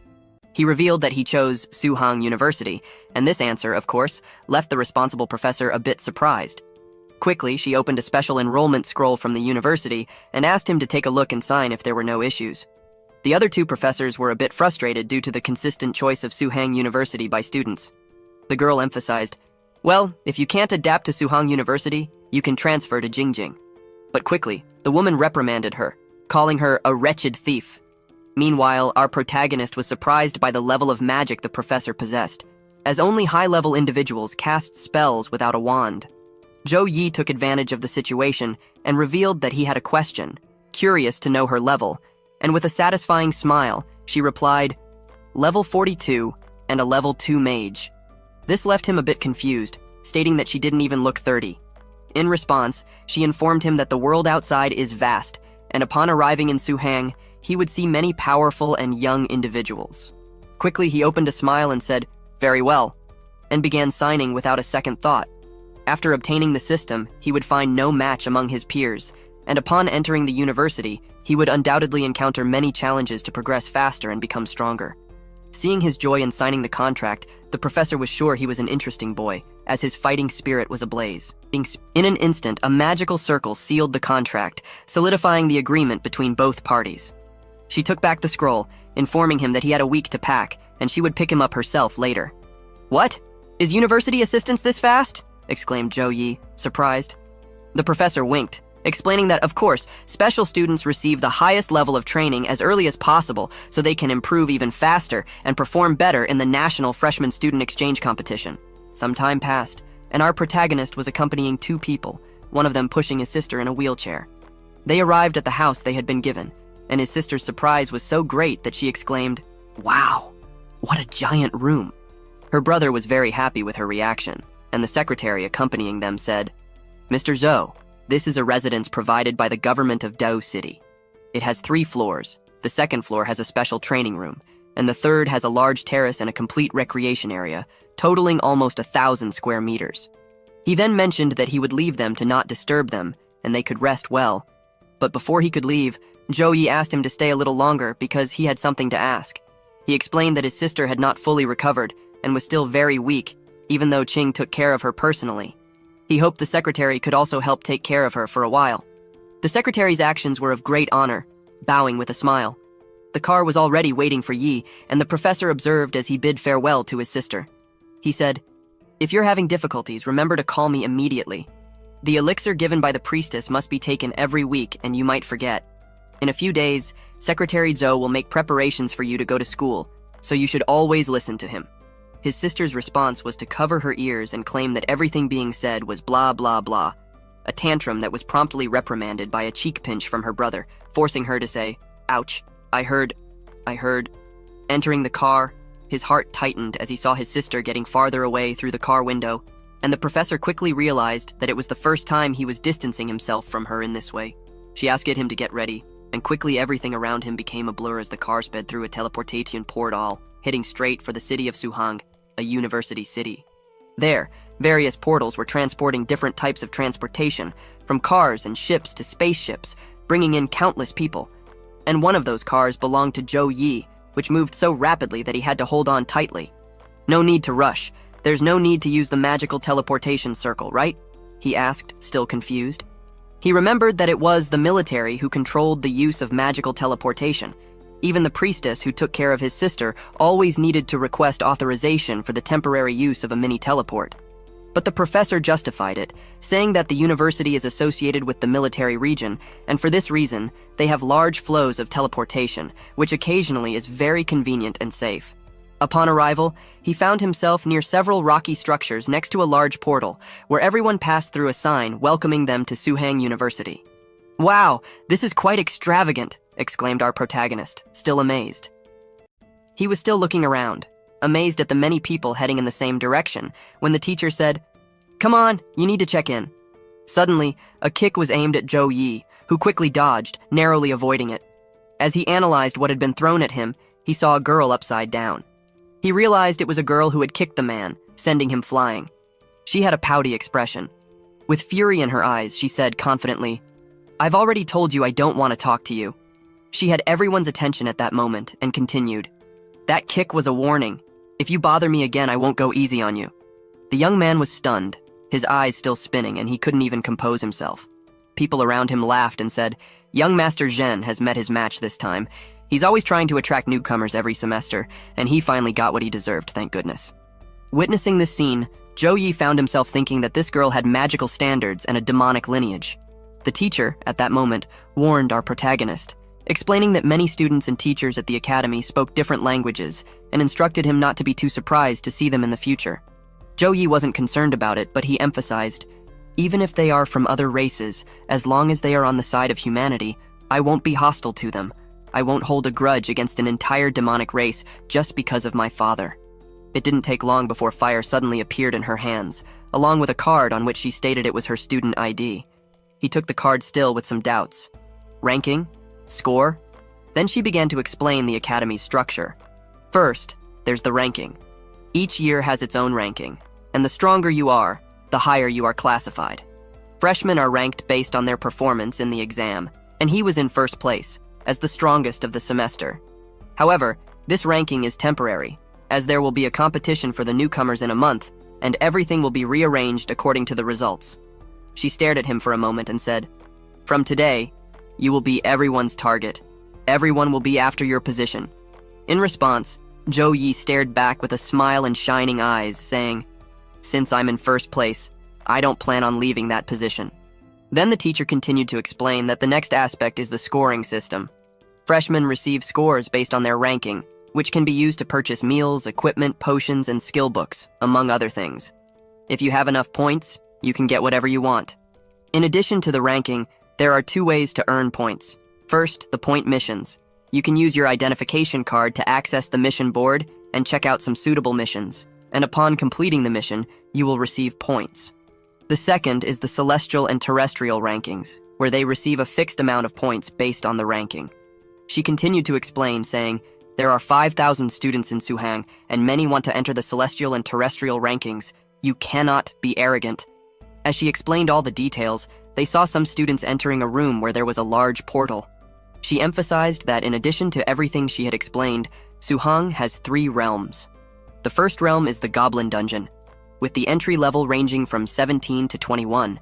The second realm is the Twisted Forest, with the entry level ranging from 23 to 26. The third and final realm is Purgatory, with the entry level ranging from 28 to 31. They entered a training room where several people were training in pairs, as if they were in a PvP arena. In addition to levels, people needed to spend a certain amount of points to enter the realm, and with that, they could change the training room to practice and increase their level. Their opponents could be both robots and real people. Zhou Yi noticed a pair choosing their training types, and then he saw other people dueling each other. The strongest had absolute authority, with the most resources. That was the way to survive in Suhang. The visible smile on our protagonist's face already indicated that he was genuinely pleased. Suddenly, a group of students greeted Miss Su, the teacher accompanying Zhou Yi. As they passed by, everyone observed the new student and began speculating about who the young man the teacher was personally escorting could be. Since they had all been led by seniors in groups of 10, they questioned whether he had entered by recommendation. A man from that same group named Wang Li explained, "You may not know, students with special recruitment will have a specific teacher assigned to take care of their admission. First, to familiarize them with the school as quickly as possible. Second, to have an easier time recruiting them into their houses." Soon after, he asserted, "So he's the top student of this semester." The girl with the demonic lineage was in this group and a little uncomfortable with people asking Wang Li to describe what this student was capable of. Wang Li then explained, "Zhou Yi, first place in the Suzhou district, level 13 Paladin." Everyone was astonished, saying together, "What?" They found it impossible, as Paladins are support class characters. They had even heard that the second place, Shen Lin Feng, was a level 14 Berserker, and that was exactly what they couldn't comprehend. How did a heavy support surpass a Berserker? While everyone analyzed, some girls admired his beauty, to the point where he was handsome enough to be a celebrity. The girl pondered and marked in her mind that Zhou Yi was the #1 among the freshmen. One of the guys in the group noticed her distracted from all the discussion about our protagonist. Then, gritting his teeth and in a fit of rage, he said, "I think this first place is just a farce," startling everyone. His statement was so loud that it caught Zhou Yi's attention, and he stared at the red-haired guy who maintained his posture. With a confident smile on his face and pointing his finger at Zhou Yi, he said, "Liu Jing, level 13, punishment knight, and number 38. I suspect you don't have enough strength to be ranked number 1, and now I'm challenging you." This attitude was quickly reprimanded by a bespectacled young man, advising him not to waste time, but Liu Jing completely ignored him, telling him not to worry and quickly moving away from his hindrance. However, the first place had already been unanimously decided by the director and 5 university professors, so it's impossible that it's wrong.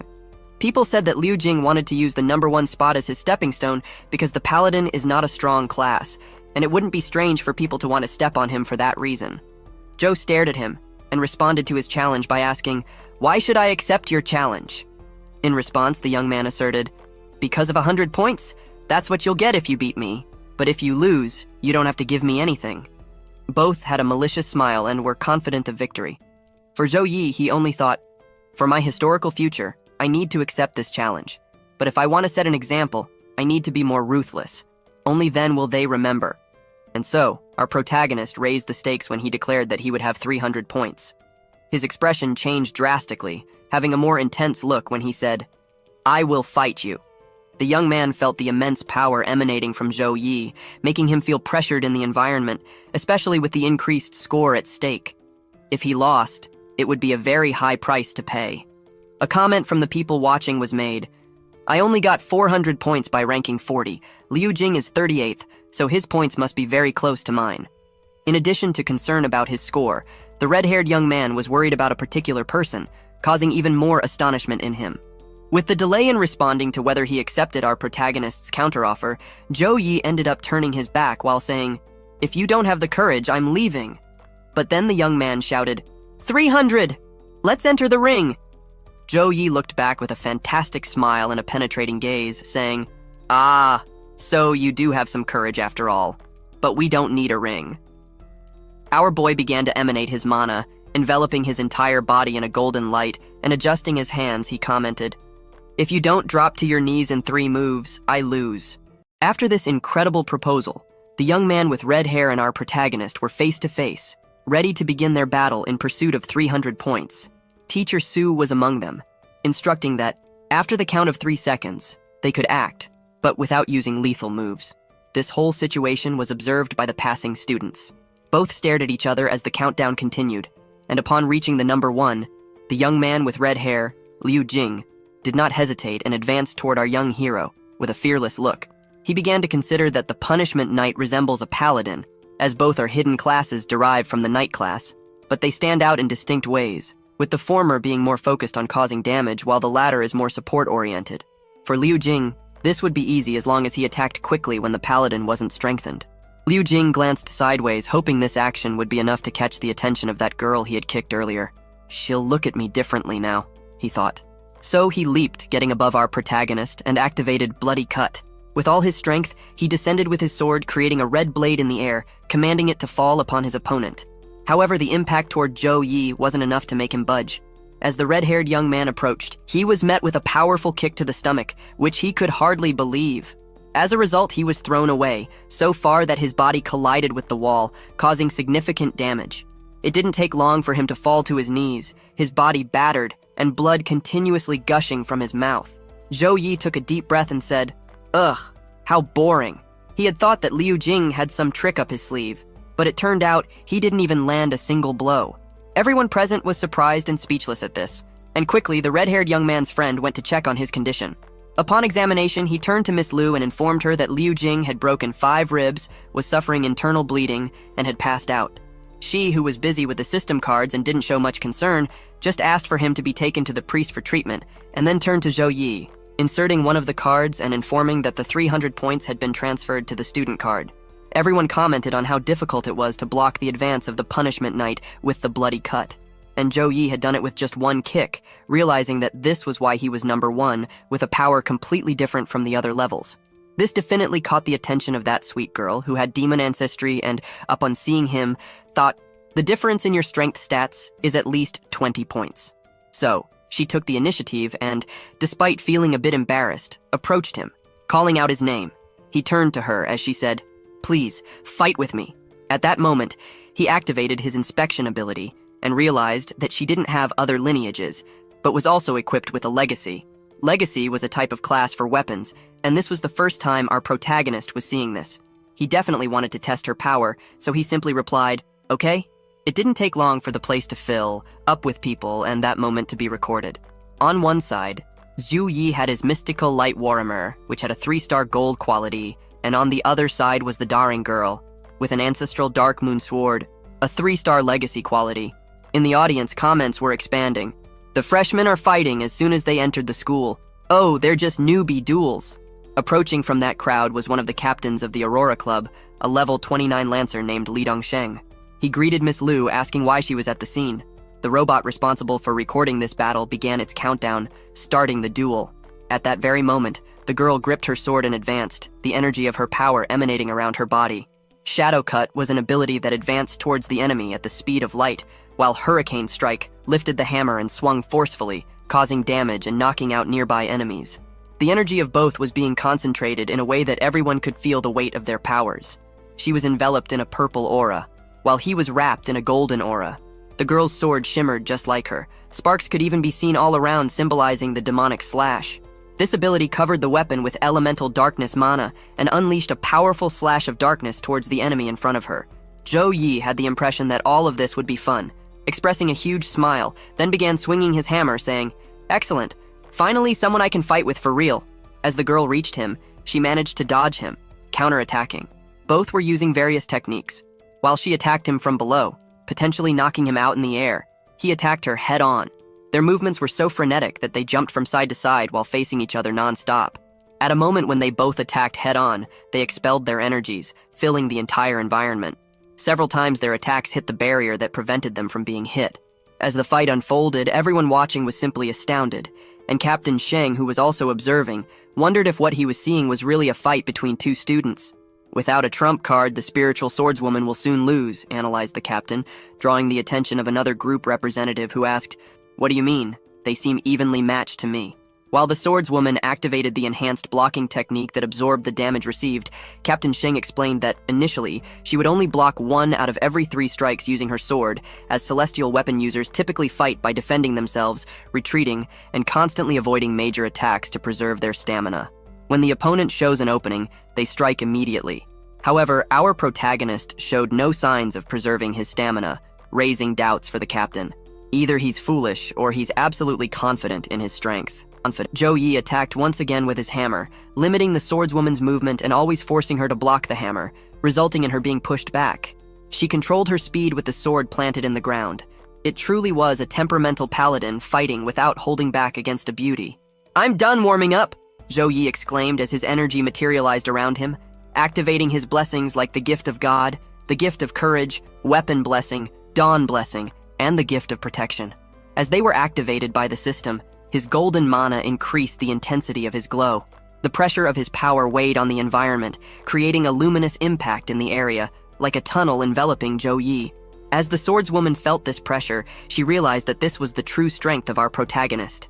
Zhou Yi pointed his fingers and, with an intense look, said, "Victory Spear." The swordswoman quickly moved a short distance, using the ghost cut technique to once again dodge our protagonist's charge.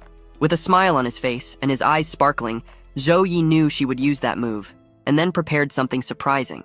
An arrow approached her face, causing a bit of panic, but when she realized she was surrounded by several arrows ready to pierce her, followed by a large axe coming towards her. Trembling from the attack, the girl tensed up completely, expecting her end. However, that moment arrived in the form of words asking, "Do you want to continue?" The swordswoman stopped and, at that moment, locked eyes with him. Zhou Yi stood there, radiant, with his axe raised on the ground. And then, somewhat dejectedly, she replied, "No, the outcome would be the same against such overwhelming force." Our protagonist knew she hadn't given her all. She hadn't used the swordsman ability or the elemental power of darkness in that fight. And when Zhou Yi asked her about it, the girl gave him a gentle smile, saying he had figured it out and said, "It's just a duel. Of course I wouldn't use my trump card. Besides, you didn't go all out either. I saw your exam video. Add me. Let's duel again another day." Here, she definitely caught our young man off guard. The girl was completely enchanted and radiant, absorbed in her phone while Zhou Yi turned to Miss Liu and asked to move forward. The teacher found it very interesting that on his first day, he had earned 600 points, also noticing that all the special recruits had started treating him more cautiously. Definitely for her, this year would be intensely challenging. The day was cool, the sky completely clear, and in the midst of Rocky Mountains was the location of the dormitories. The teacher explained that the freshman dorms were situated there, on the small hill. The regular student dormitory was at the base of the hill, while the special recruits dorm was at the top. Not only that, the special recruits' dorms were true independent mansions, filled with luxury, with differentiated equipment according to ranking. They arrived at a place with a huge door. That was where our protagonist would live from then on. He took out his student card and used it to open the door when suddenly his teacher spoke. "Right, I heard you're looking for the freezing lotus." Zhou was briefly startled, but then leaned against the wall, listening attentively to what Miss Lu was saying. She explained that a group had spotted it in the Storm Mountains, but they had given up on collecting it because it was guarded by high-level monsters. This information dated back 6 years, so it couldn't be guaranteed accurately. Shortly after, our hero was surrounded by computers, all of them analyzing coordinates and providing information about the mountains. The Storm Mountain range had emerged after the land had merged with the game, and it was vast, containing various treasures.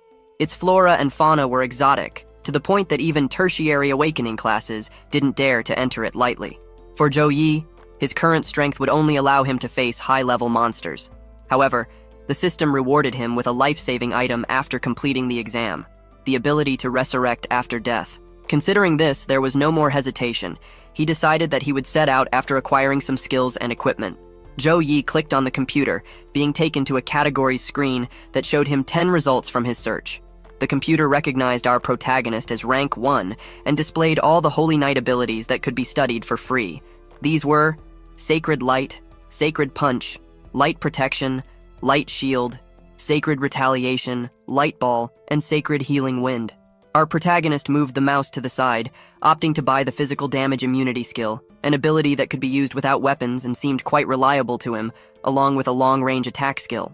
His joy was completely evident when he realized that everything he had bought was 100% free, but he still needed to spend points to acquire the forest set that the exam had rewarded him with. In the blink of an eye, he was already in the Storm Mountains. The place was very dark, and it seemed like he had been teleported by the smoke still surrounding him. Then, a loud explosion was heard, causing a strong rumble. The wind was so strong that it took off his hood as he wondered what had happened. Driven by curiosity, he decided to take a look. The clothes he was now wearing were equipment from the forest set he had bought, spending many points. Meanwhile, we are taken to Jiang Chu Ran, the swordswoman. She was lying down, staring tirelessly at her phone screen. Then, she plunged into the pillow, leaving her phone on the bed because of the text conversation she had with our protagonist. She wanted to go to the gym together, but he informed her that he was away at the moment. Curious, she asked where he was going, to which he replied that he was in the Storm Mountains. Her phone started buzzing, so she quickly turned, thinking it might be Zhou Yi, but it was someone else. A girl with bobbed hair and doing her nails asked, "What's wrong? This is the 23rd time you've sighed while looking at your phone." Jiang Chu replied on the other end of the video call that she had met a very special boy. Not caring much, the friend wanted to know just how special he was. Frustrated, Jiang explained, "I challenged him yesterday and used some of my charm abilities during the fight, but he remained completely unscathed. There was not even a hint that he would succumb to my temptation. His willpower must be terribly strong." On the other side, the friend listened to the incredible story while fixing her nails. Upon hearing Jiang's decision to go to the Storm Mountains, the friend was shocked by the idea. Somewhere in a dungeon, a speeding car was spotted heading towards a cliff, launching some kind of monster downhill. To prevent an uncontrolled slide, the monster dug its claws into the ground trying to break. Inside the car, a mechanic class woman named Zhu Xiao fired several devices that rolled down the hill towards the creatures. They were bombs that exploded immediately.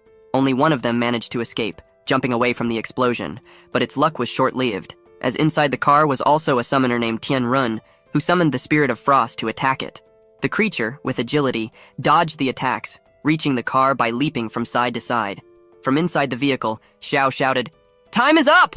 which was the precise signal for the shooter Zhu Dan, who was on top of the car, to aim and start shooting at it. The firearm began firing non-stop, and multiple shots hit it like a flamethrower. She shouted, "Now!" And at that moment, a swordswoman appeared swinging her sword.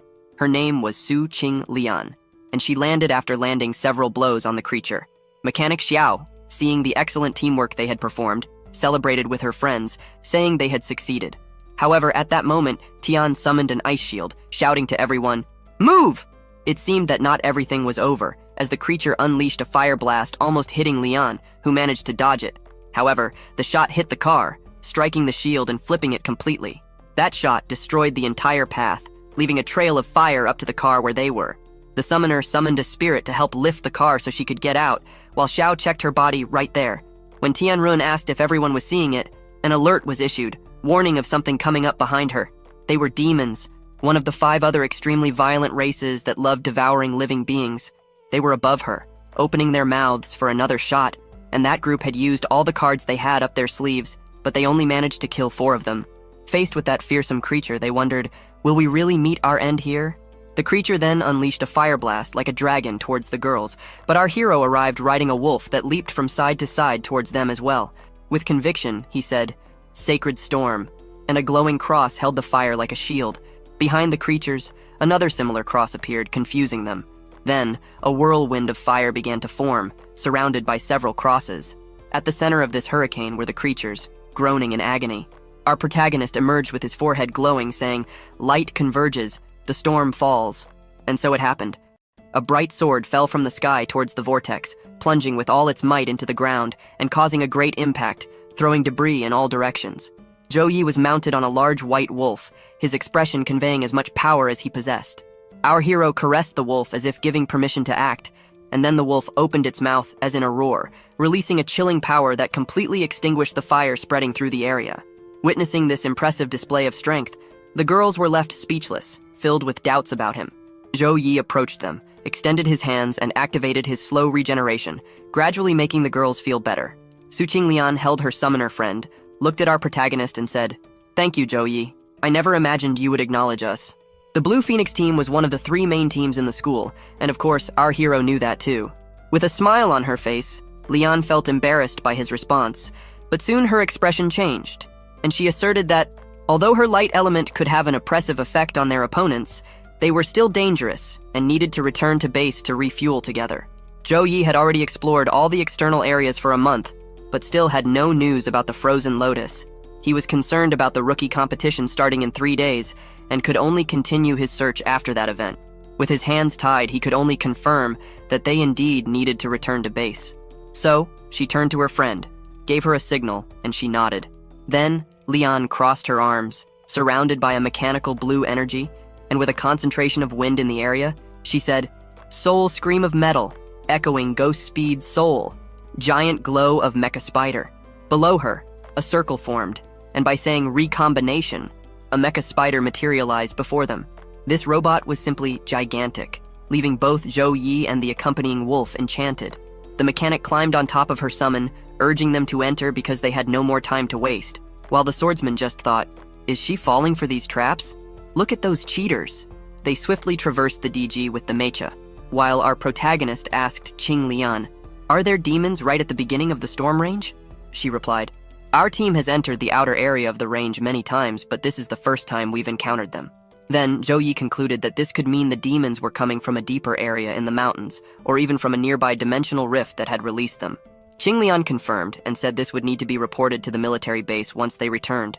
At this point, Zhou Yi asked if there was a mage monitoring the entire area at the military base. She answered his question, explaining how the base operated.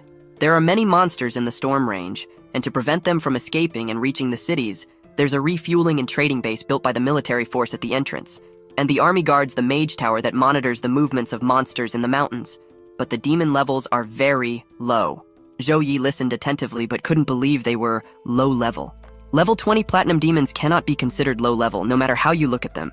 Qinglian continued explaining that the mage tower was primarily monitoring epic and legendary level monsters within the deeper area of the map. If the presence from the other world was lower than the mage tower's minimum setting, it might not be able to detect it. Qinglian lowered her gaze, looking somewhat worried as she said, "If there's a dimensional rift, why are they sending low-level demons?" Her thoughts turned into a whirlwind of concern. If the military encountered the demons, they would be exterminated immediately. Because if a rift could allow level 30 demons to pass through, it could also allow creatures of level 50 and higher. Reflecting on this, Qinglian came to the conclusion, the otherworldly action will not only waste lives, but also expose the rift's location. Anyway, this isn't something I should worry about. I'll just deliver the information back. However, when they least expected it, several voices emerged with a single desire: food. Several monsters hungry for human flesh, upon seeing them pass by, ran towards them in search of food. Zhou Yi and Qing Lian were atop the mecha when they saw a strange light cut through the sky and land in front of them. This presence, thought our protagonist instantly, while Qing Lian exclaimed, "Damn! There's someone there surrounded by demons." Immediately, Zhou Yi leaped onto his wolf and asked them to move forward, ensuring that he would soon catch up with them. Qing Lian's concern made him hesitate, as she wasn't sure how many creatures were there, making everything very dangerous.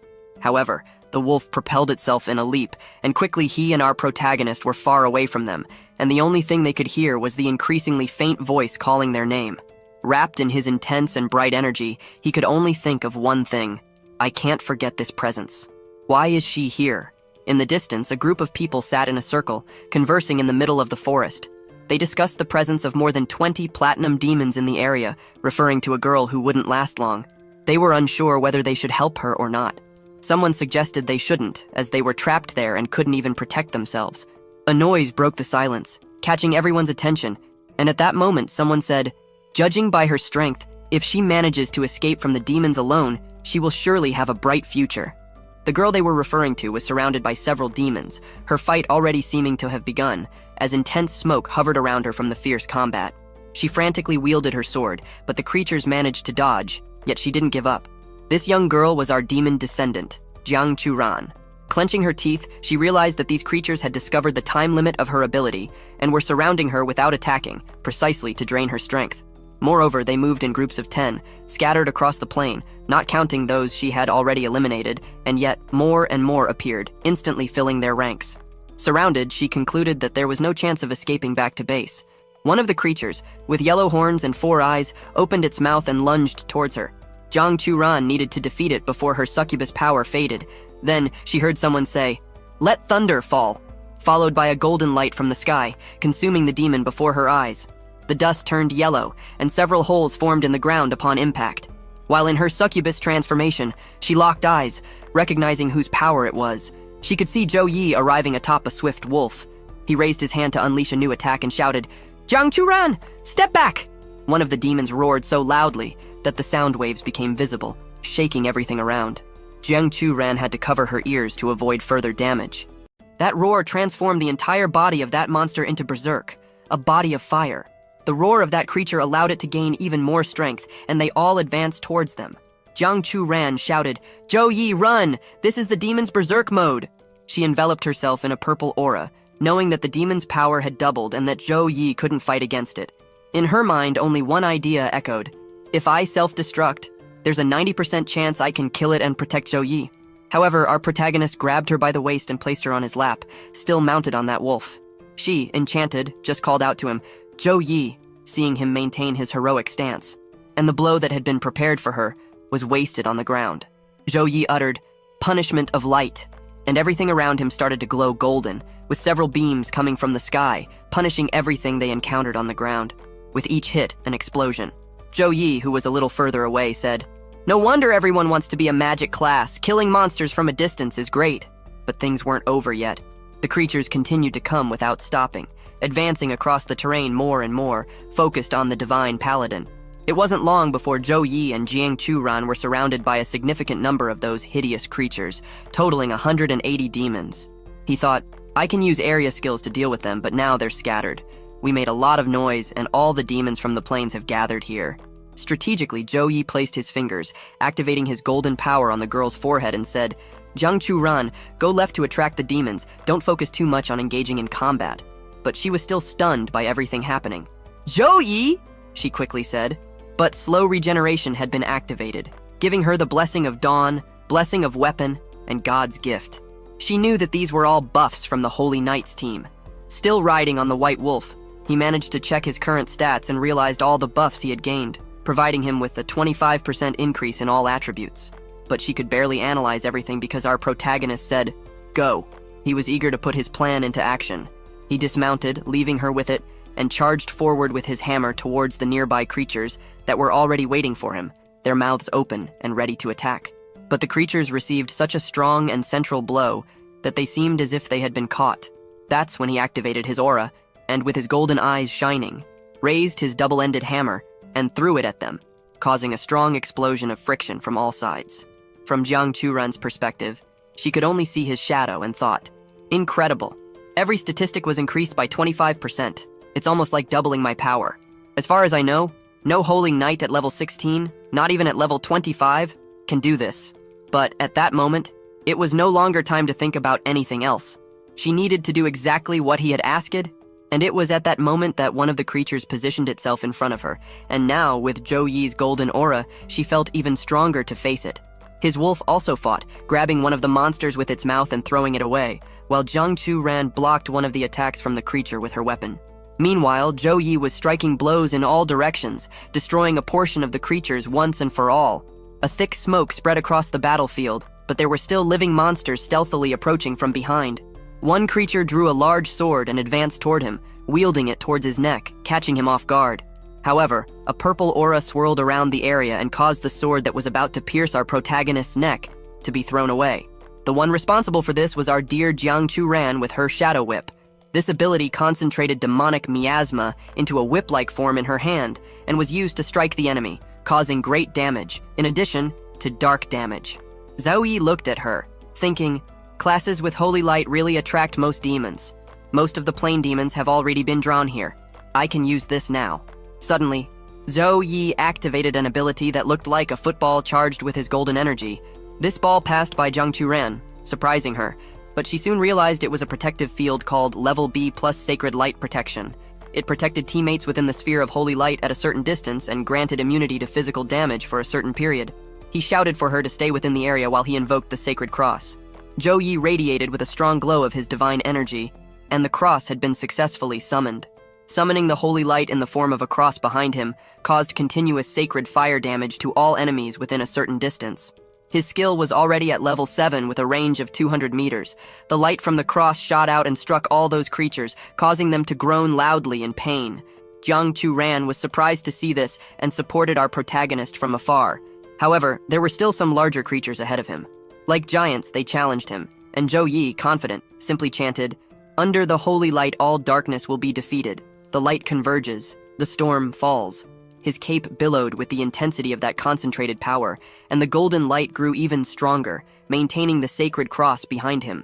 The storm he invoked was a level B, and was made of holy light at the desired location, causing sacred damage to all enemies within a certain distance. Several crosses fell from the sky and came to the defense of their summoner. As they struck the ground, dust from the impact rose. The crosses began to circulate, creating a kind of hurricane that consumed everything nearby, eliminating numerous monsters at once. That hurricane swept everything away in a grand spectacle that was incredible to witness. The people who were in the clearing observing the initial battle were surprised, questioning if this was really the work of humans. "This is insane? Who is this?" they asked. One of them even suggested, "Shouldn't we introduce ourselves?" But the man who should have responded was paralyzed with surprise, thinking, "Apart from me, at level 26, the other 5 are at level 24. We couldn't even fight 10 demons together, let alone alone. This man is very frightening, and he's so young too." People looked incredulous, some even cheering, but everyone knew they should befriend him. Suddenly the mech created by the group earlier was arriving, and the girl Zhu Dan shouted, "Zhou Yi, we're here to help!" However, the group of girls was stunned to see that he alone had defeated those demons. The wolf held Jiang Churan's arm in its mouth, and Zhou Yi maintained his pose of, "I finished everything here." With this result, the system announced, "Congratulations on advancing to level 17, receiving 15 attribute points and 15 skill points. Congratulations on advancing to level 18, receiving 15 attribute points and 15 skill points." Zhou Yi opened one of the potions he had acquired and drank it all, forming a green barrier around himself. He opened the system screen thinking, 180 demons, 60,000 experience points. It's a pity there's a level limit for how much experience a class can receive. Otherwise, I would have received more. There, our protagonist had gained a few more points in power, speed, constitution, and wisdom.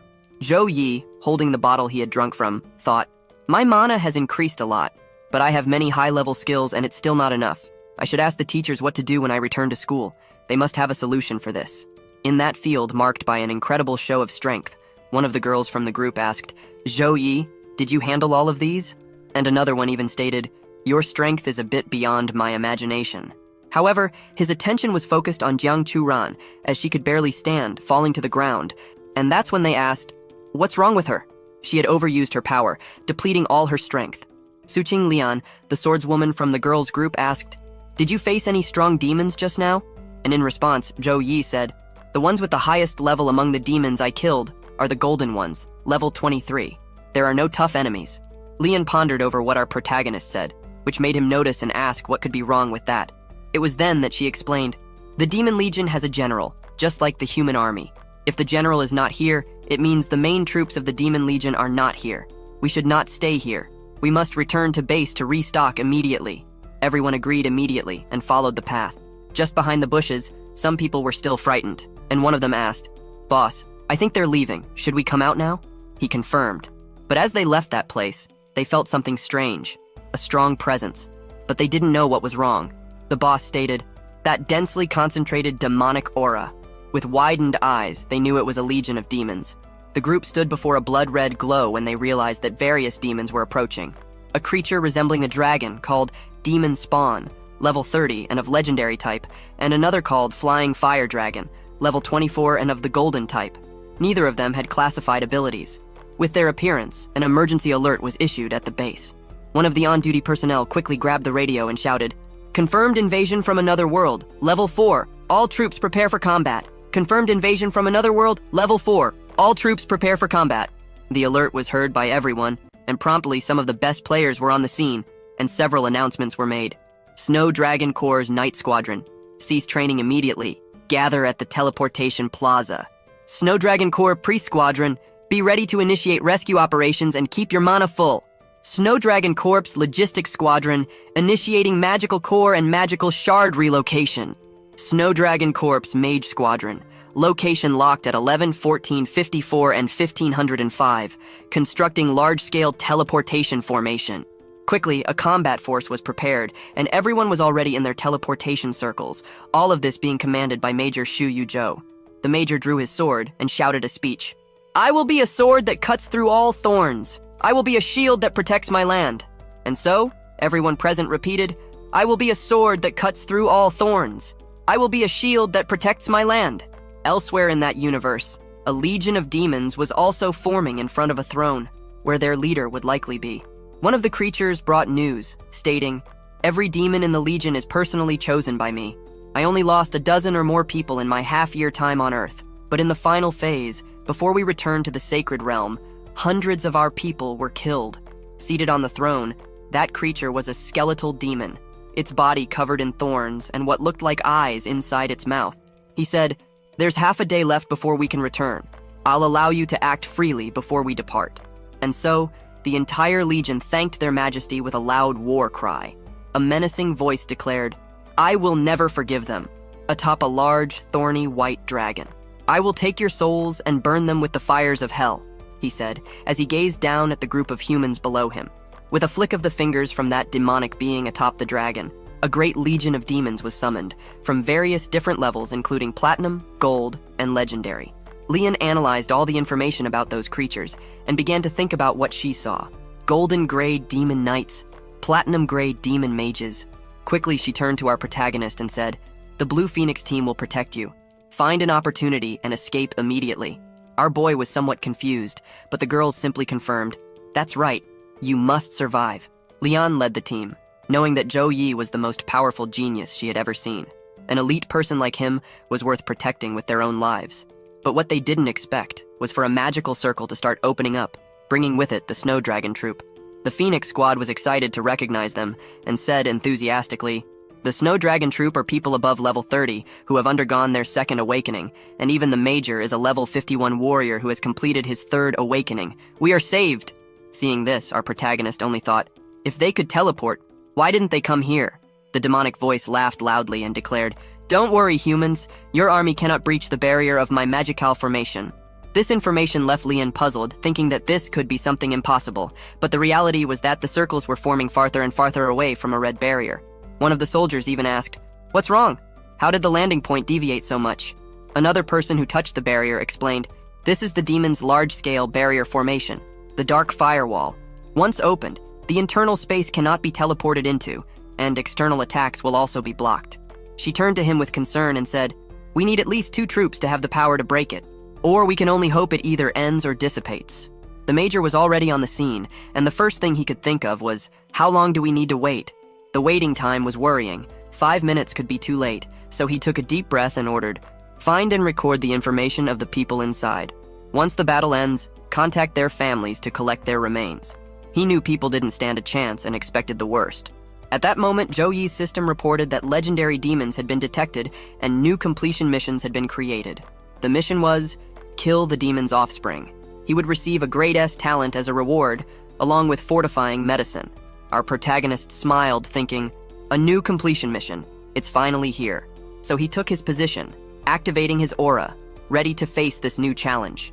The demonic majesty noticed the sacred aura our protagonist possessed and marked him as responsible for the death of his people, exclaiming angrily, "To show my respect, I will break your ability with my own hands, and I will finally let you die in endless agony." He advanced toward Zhou Yi, but our protagonist didn't retreat. Instead, he immersed himself even more in his aura, activating the golden one. The dragon opened its mouth, beginning to gather a bluish energy and casting it over everyone there, and Leon shouted Zhou Yi's name again, while using her hammer to unleash her ability. The 2 abilities clashed. On one side, the purple lightning from that fearsome dragon, and on the other, our paladin's golden shield. Zhou Yi's ability ended up hitting the dragon, shaking the stability of that demon and causing it to rapidly crash to the ground. The impact raised a dust cloud, and amidst it, Zhou Yi approached that majesty, preparing to strike. However, the demon skillfully sensed his presence and blocked the blow. Our protagonist's ability left a trail on the ground. Nonetheless, he still received another blow from the side, hitting his face. In the last moment, Zhou Yi managed to move to the other side of his opponent. Lifting his sword, he struck the ground, and a brilliant blow shot up from the ground to the sky. The demonic majesty could only think, how is this possible? This human is only level 18, yet he possesses the power to rival me. Zhou Yi held the handle of his powerful hammer, positioning it on the ground. He stretched his fingers and said, "You're quite resilient. By the way, you're the first legendary monster I'm facing." But that creature didn't want much talk and cursed him as a damned human, pointing his sword at him. Yet Zhou Yi didn't stand still. He threw his cross at him. Quickly, the opponent stepped on the dragon, watching the attack approach. Zhou Yi knew that the blade of pure white had successfully inflicted a stun effect, so he raised his hand and uttered, "Punishment of light." With the discharge coming from the sky in the form of golden rays, the demon tried to defend himself with the fire demon shield, enveloping himself in a purple aura to protect himself from any possible attack at that moment. While our protagonist concentrated power in his spiraling hands, he told himself, "Not even the punishment of light can do anything against this. It seems I can't kill this difficult and powerful legendary demon using regular means. I can only use the thing that the system rewarded me with after the exam." Even though the attack didn't have the desired effect, the demon felt a strong pressure coming from our protagonist, and that couldn't be ignored. He opened his mouth and called for his generals, and a powerful roar was intoned by those thousands of creatures. The order given was clear: death. Zhou Yi rose in his power, and everything around him was enveloped in a yellow aura filled with shining crosses. He raised his hand high, and from afar, we began to see a strong wind swirling like a sphere spinning on all sides. The people present were mesmerized, following everything that was happening. The light shone on everyone's faces, not just the humans, but also the legion of demons. Zhou Yi moved his hands ceaselessly, making gestures that resulted in the formation of a circle above the creatures, resembling a portal, and a golden hand emerged from above them. The demonic majesty looked up, feeling as though something terrible was approaching. The light began to consume him as he continued to observe. The hand struck the same spot where he was. The wind and light were so intense that the group of girls struggled to keep their eyes open, barely able to believe that Zhou Yi would be capable of using such a powerful ability. Jiangchu ran thought in that moment, "My succubus lineage is truly terrified." It wasn't just incredible for them, but also for the Major, who looked open-mouthed at what was happening inside the barrier. This power was enough to rival regular magical cannons, so he quickly asked, "Have you figured out who's trapped inside?" His subordinate only replied, "They are all students from Sukang University. The one who released this ability is the top student of the year, Holy Knight Zhou Yi." The Major then closed his eyes, commenting on the top student of the first year. He felt regret that the level difference was too great because if Zhou Yi had more time to grow, this ability alone could have killed the demon's offspring. The Major was disheartened.